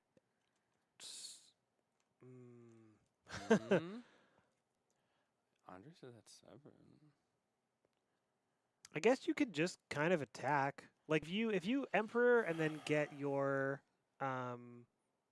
Overlord and then get a Solitude, you Yeah, win the Kyle, game. yeah, Kyle has Yeah. lethal damage in play. The thing is how to get the Ureni off the board, or how to force it to block something while Andre still takes 7. Yeah, so what you need is you need to get this Overlord back, and you need to flip a Solitude either on the ETB or on the attack, Oh, because because the Overlord can get because the Overlord can also attack, right? So now you have 3 attackers. May, that's banger. Yeah, Here we go. Here we go. and then we need to make sure we just have to get a Solitude to clear out. Oh. Oh. Oh, never. Oh. Oh, Oh, he didn't sneak the Overlord. okay. So Andre's going to 4. Flicker Wisp. I think we had it. I think we had lethal. Yeah, I think so too. Because the Urani was forced to block something, and the other Because block the Overlord, it could have blocked the Overlord. and the 7 gets through from the other creature. Because you don't even need the Solitude in my version of this, because the Because dog. it's a 5/5. Well, no, because the dog is already getting the blocker Blinking out the of the way. Tameo, yeah, I forgot that part too. But now you Uber have. And you force Andres into blocker mode. Yeah, so now all paths lead to Rome, I'm pretty sure. Jeez, chat. Kyle and I have 2 black mana. Oh, we only had 1 black mana. See, I'm used to Perfect. you have mana to cast whatever I spells play you want. blue-black. All my lands tap from my 2 colors. Yeah, exactly. That's a good call out. And now Kyle draws Polluted Delta. Still, so yeah, just jam, Crunch. right? Because you can block, take 4. Yeah. Holy cow! Is this game 3? This is game 3, yeah. Game 3. Kyle's creatures taking the time to smash through the wall while Andres was taking so much time to build up. When all was said and done, we ended up in a game 3 situation. Well. This is the fun of it, right? Oh, my deck is designed around my uninteractable big old dragon. What are you gonna do about it? An opponent says smash. Yeah. I'll just rumble my way on through. I'll see your tall dragon and I'll raise you my wide tutus. Yeah, I see your go tall and I'll raise you my go wide. Yeah. Dang. I like that. I really like that phrase, go tall. It makes sense, right? They get bigger and bigger and bigger and bigger. Yeah, like in a commander game where you're what do you call it? And I'm putting my dice on top you're- of the dice exactly. on top of the dice. You know that they're all 6s. That's why we're going up. Yep. Have you heard about hybrid mana in Commander? Do you have an I'm all opinion on that? for. Yeah, it seems fine. Here's the deal. Let people Commander coworker was very against. have fun. Against it. Yes, he says it. I agreed too. It's Commander is built on like restrictiveness, right? Yep. Mhm. Like making it less restrictive means you don't have to be as creative. Totally. I guess that makes sense. I just did a Scryfall search for like hybrid mana, Yeah. and a lot of the cards are just bad, Bad. and not impactful. So I was like, yeah, okay, why not? I like it for the purpose of opening future design. His thing was one of the cards on stream, which was Reese. Mm-hmm. Yeah. It's like, oh, that just goes in every elf deck now. Like it's boring. Yeah, but it like already does if they wanted it, right? I suppose. I don't know. I feel like I think the only card that I might put in a different deck is I would like to put Mirror Weave into a Boros deck and find it off Sunforger. See, that's here's Those cards. it's okay. So Sunforger casts a red or white instant from your deck that costs 4 less for free. Mirror Weave says target a creature. Every creature on the battlefield becomes that creature. That's kind of neat. My thing is you're already playing the board game format, so let people play with their toys. That's fair. I enjoy that it's just for fun. Yeah. My opponents can break as many rules as they want when they play with me. By that I mean like if you're like I really want Coiling Oracle to be my commander, I say hell yeah, dude. Yeah, Hell yeah, dude. why not? If you're like I really wanted to play this deck, but I'm gonna put Deathrite Shaman in, I go sure, dude. Well, Deathrite Shaman has different color identity rules, so Deathrite Shaman is off the table. Yeah. He's sorry. Golgari all the way. You can do whatever you want at my house. Call the Skybreaker in your mono red deck. Jeweled Lotus is okay? Sure. I don't love Jeweled Lotus. I don't know. Oh, okay, sick.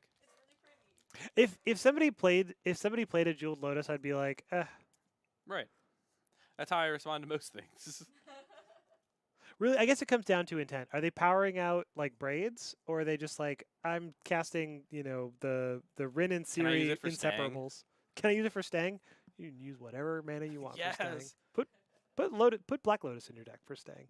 Okay, deal. Can we put Stang up on the board? I was about to You I was want- about to say, You want to talk about the lowest Can- power magic you could possibly play? STANGG. STANGG. and we're gonna need the Legends printing. Yes, OG, please. Give me that nasty, nasty man. Oh, yeah. Oh. Well, so boo, that's boo, the new art. Stang. So Stang is very handsome. No, boo. Oh, Boo. Not new Stang. there's a Stang from Legends with a really stupid looking helmet. He's so nasty. I'll show you. It's a classic Mark Poole. Yeah, it's So anyway, Stang is a legend that puts a He Stang. just makes him and his brother. Yeah, it's him and his brother, Stang twin. It's 6 mana, 2/3/4s. Oh my God. Okay, so Players off to the races.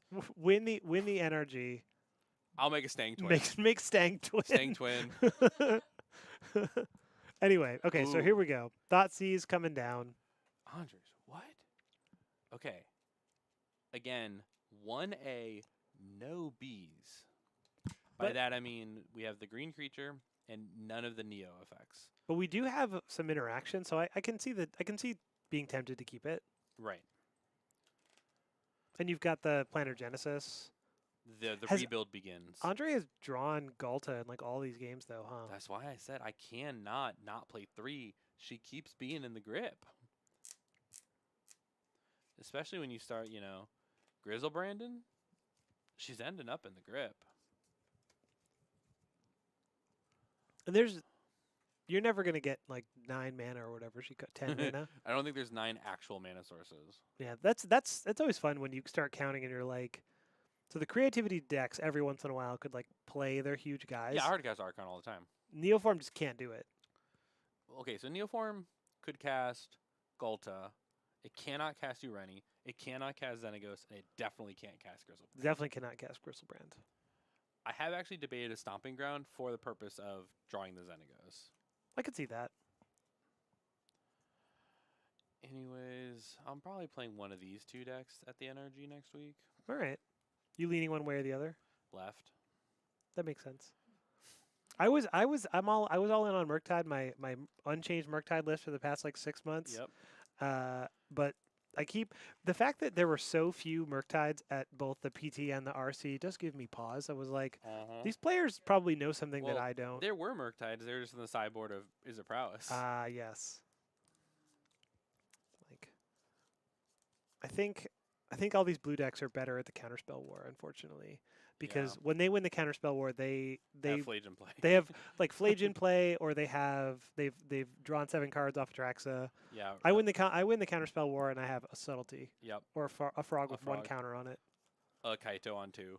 So I've really decided that I want to put Coiling Oracle. Coiling Oracle into play.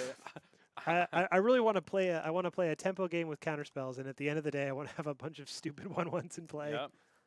And eventually, they will die.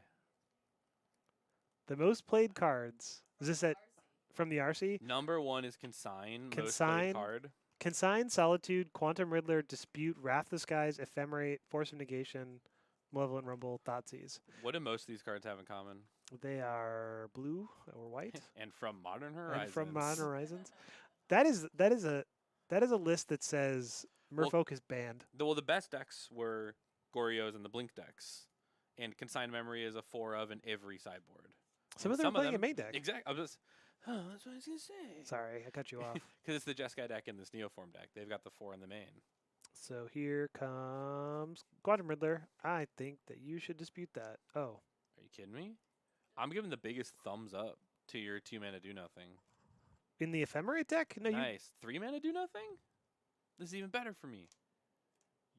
You gonna interact with me or not? you definitely want to counter the Riddler, right? Because like you can consign the draw trigger, but they still have a 4/5, 4/6. I guess so. I'm the Neoform player. Mm-hmm. All I'm seeing is you casting cards that don't kill me. But now, a Woofski. All right. I guess maybe I'm not a combo player, so maybe I'm just Well, like Here's my thing. Here we just went 2 of the combo pieces. So I don't know either. My thing is that Riddler didn't feel like a problem yet. I guess I'm just like, why would they work? I Kill is in hand. Just needs to draw a land, has a land there. which is because of Disciple for Elise. Yep, No, but then you don't have enough green cards, correct. so you needed to draw a land. Needed to draw literally a land, a green card. Oof. Almost so many of the turns of the deck is I just need to draw a green card. So take the evolution.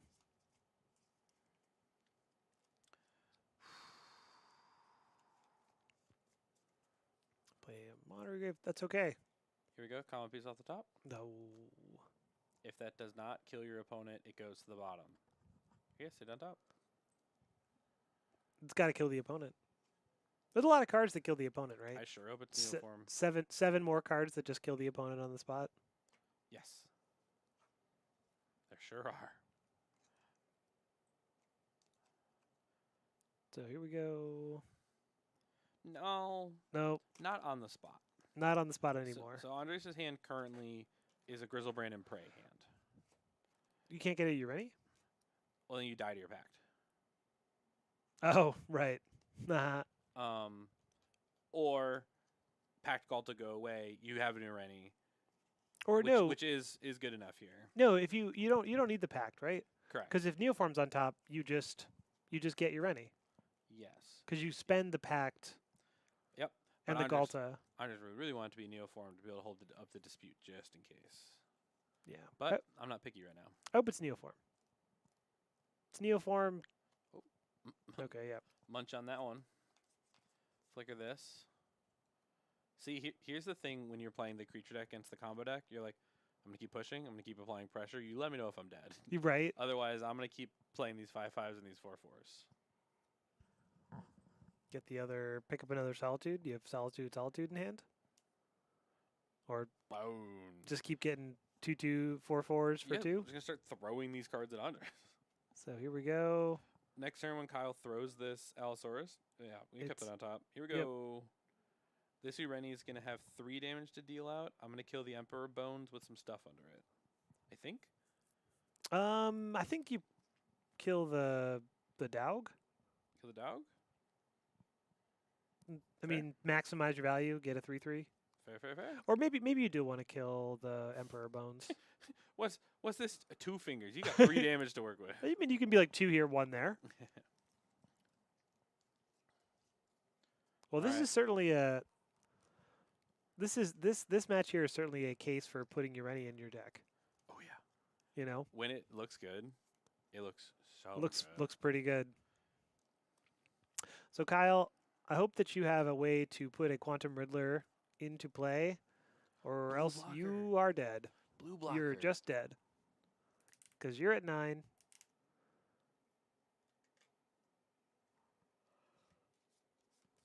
Right, that's the correct life total, right? They are at 9. Yeah.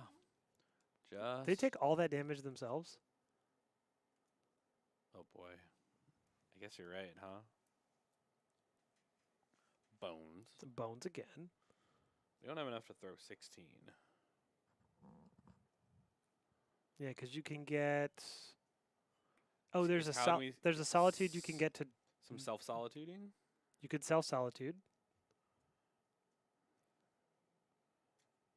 Huh. Because can Kyle kill over 2 combats with a self-solitude here? Yep. So we're gonna get this. Okay, perfect. You need one of these white cards, and you're going to solitude the over that you're shooting. Right. Because that one's already a lost resource. And then Kyle is going to Well, the dog's gonna get eaten by the Ureni. Well, we need 2 more Overlord triggers here. Nice. We're gonna miss those triggers. Oh no, but this is Yeah, we're just deciding We're what stacking them. we're stacking them. Okay, so not going Okay. to blockers yet. Witch Enchanter. That's just fuel. Just take that. Get a Witch Enchanter. See, 1, and this allows 2. Kyle to Emperor Bone shoot again next turn because it's being reset here. Right. And So you're gonna eat. oh wait, oh yeah, because we still need to self solitude at the end of all of this to make it so the Ureni is not a lethal attacker. Correct. Yo, this is a good puzzle for 10 o'clock at night. Right. So Ureni is going to eat the dog. Yeah. Or we're gonna Yeah. eat the Overlord. Okay. Whoa. Yeah. Whoa. Geez. Okay. What? So Take 8. take 8, go to 8. Oh, this is great because if you block the one that was shot, that's the worst option because That, that um, one's the one that's going to get solitude. Yeah, I'm sure that that's not what he's doing. So block the real one, or the one that doesn't have the finality, whatever. No, this is fine. That one gets to go to the graveyard to be shot with the Emperor Bones. Right. So take 8, go to 8, and And then then that's this solitude, dies. the shot one. Solitude. This one Yes! gain. Go to 14. Incredible play so far. And how much damage did Andres take? Is Ureni 8, right? Is Ureni back on blocking duty? Has to be. Because Kyle has that too much and it's a lethal crackback, right? Wait, what's this for 3? Oh, Yeah. that's not good. We're going to evolution this Ureni. So we're gonna evolution of Ureni.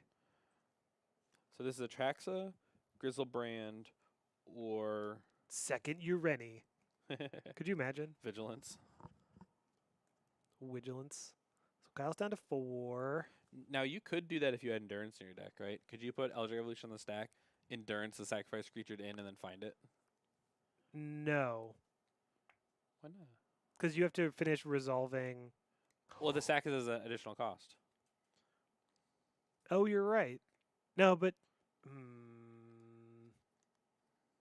Anyways, here's Elishnor and Grand Cenobite. Emperor down. So, Unfortunately, that's solitudable. it's also Dog Blinkable. But you don't die. Right. So if the dog attacks and you take 4, that's fine because you kill Kyle on the crackback. You killed Kyle. So, So you are warping into Riddler because you need a white card. You need it. And you get an Emperor Bones. Nope. Did not get a white card. blocking duty dog, huh? I guess blocking duty dog. Because you can't even play these other cards. You have nothing to Thoughtseize. There is a dispute, but it's Yeah, we're not. But you're not spending 2 life to dispute. no. You don't. Don't These- have the mana for bones. Well, even if you did, it just dies immediately. Just eyes. You're not gonna pay 2 mana to put a permanent into your own graveyard. I don't think. We're gonna flicker this Riddler. So dog down, Riddler. Yeah, dog was only 4 power, so Wait. or 2 power. 2 power. Yeah. So Riddler's back. Draw a card. At the end of turn. Yeah, that was so end step. Riddler Uh, dead. yep. I feel like cancel is gonna be actually good this game. Like Mana Leak is kind of no. You have to pay full yeah, price. Here. Kyle's holding up mana here. Wait, realize doesn't do enough. Is that last one consign? Yeah. Yeah, the ability still happens whether it's dead or not. Yeah, whether it's dead or not. Now you're looking for consign. Yep.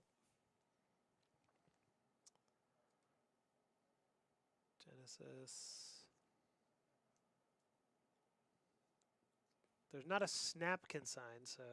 I'm pretty. I think I saw one. Oh, that would be brutal if there was. No. Yep. So, exile a card from your hand. Put Solitude in your graveyard. And lose the game. Then fetch to 3 because. Oh, we're gonna cast the Riddler from forever ago. Oh, that's true. The one Cast over in Riddler. the Warp Zone. The Warp Zone one. Holy, and the dispute's down. And the dispute's down. Excuse me. Oh, baby. Yup. One card in hand? Oh, 2 cards in No, hand. 2 cards in hand. Oh, 3. 3 cards in hand. High noon? Card is good against the uniform. You have to cast 2 cards. No, to that combo. I was about to say, like, yeah, makes sense. So Riddler blocks. Yep.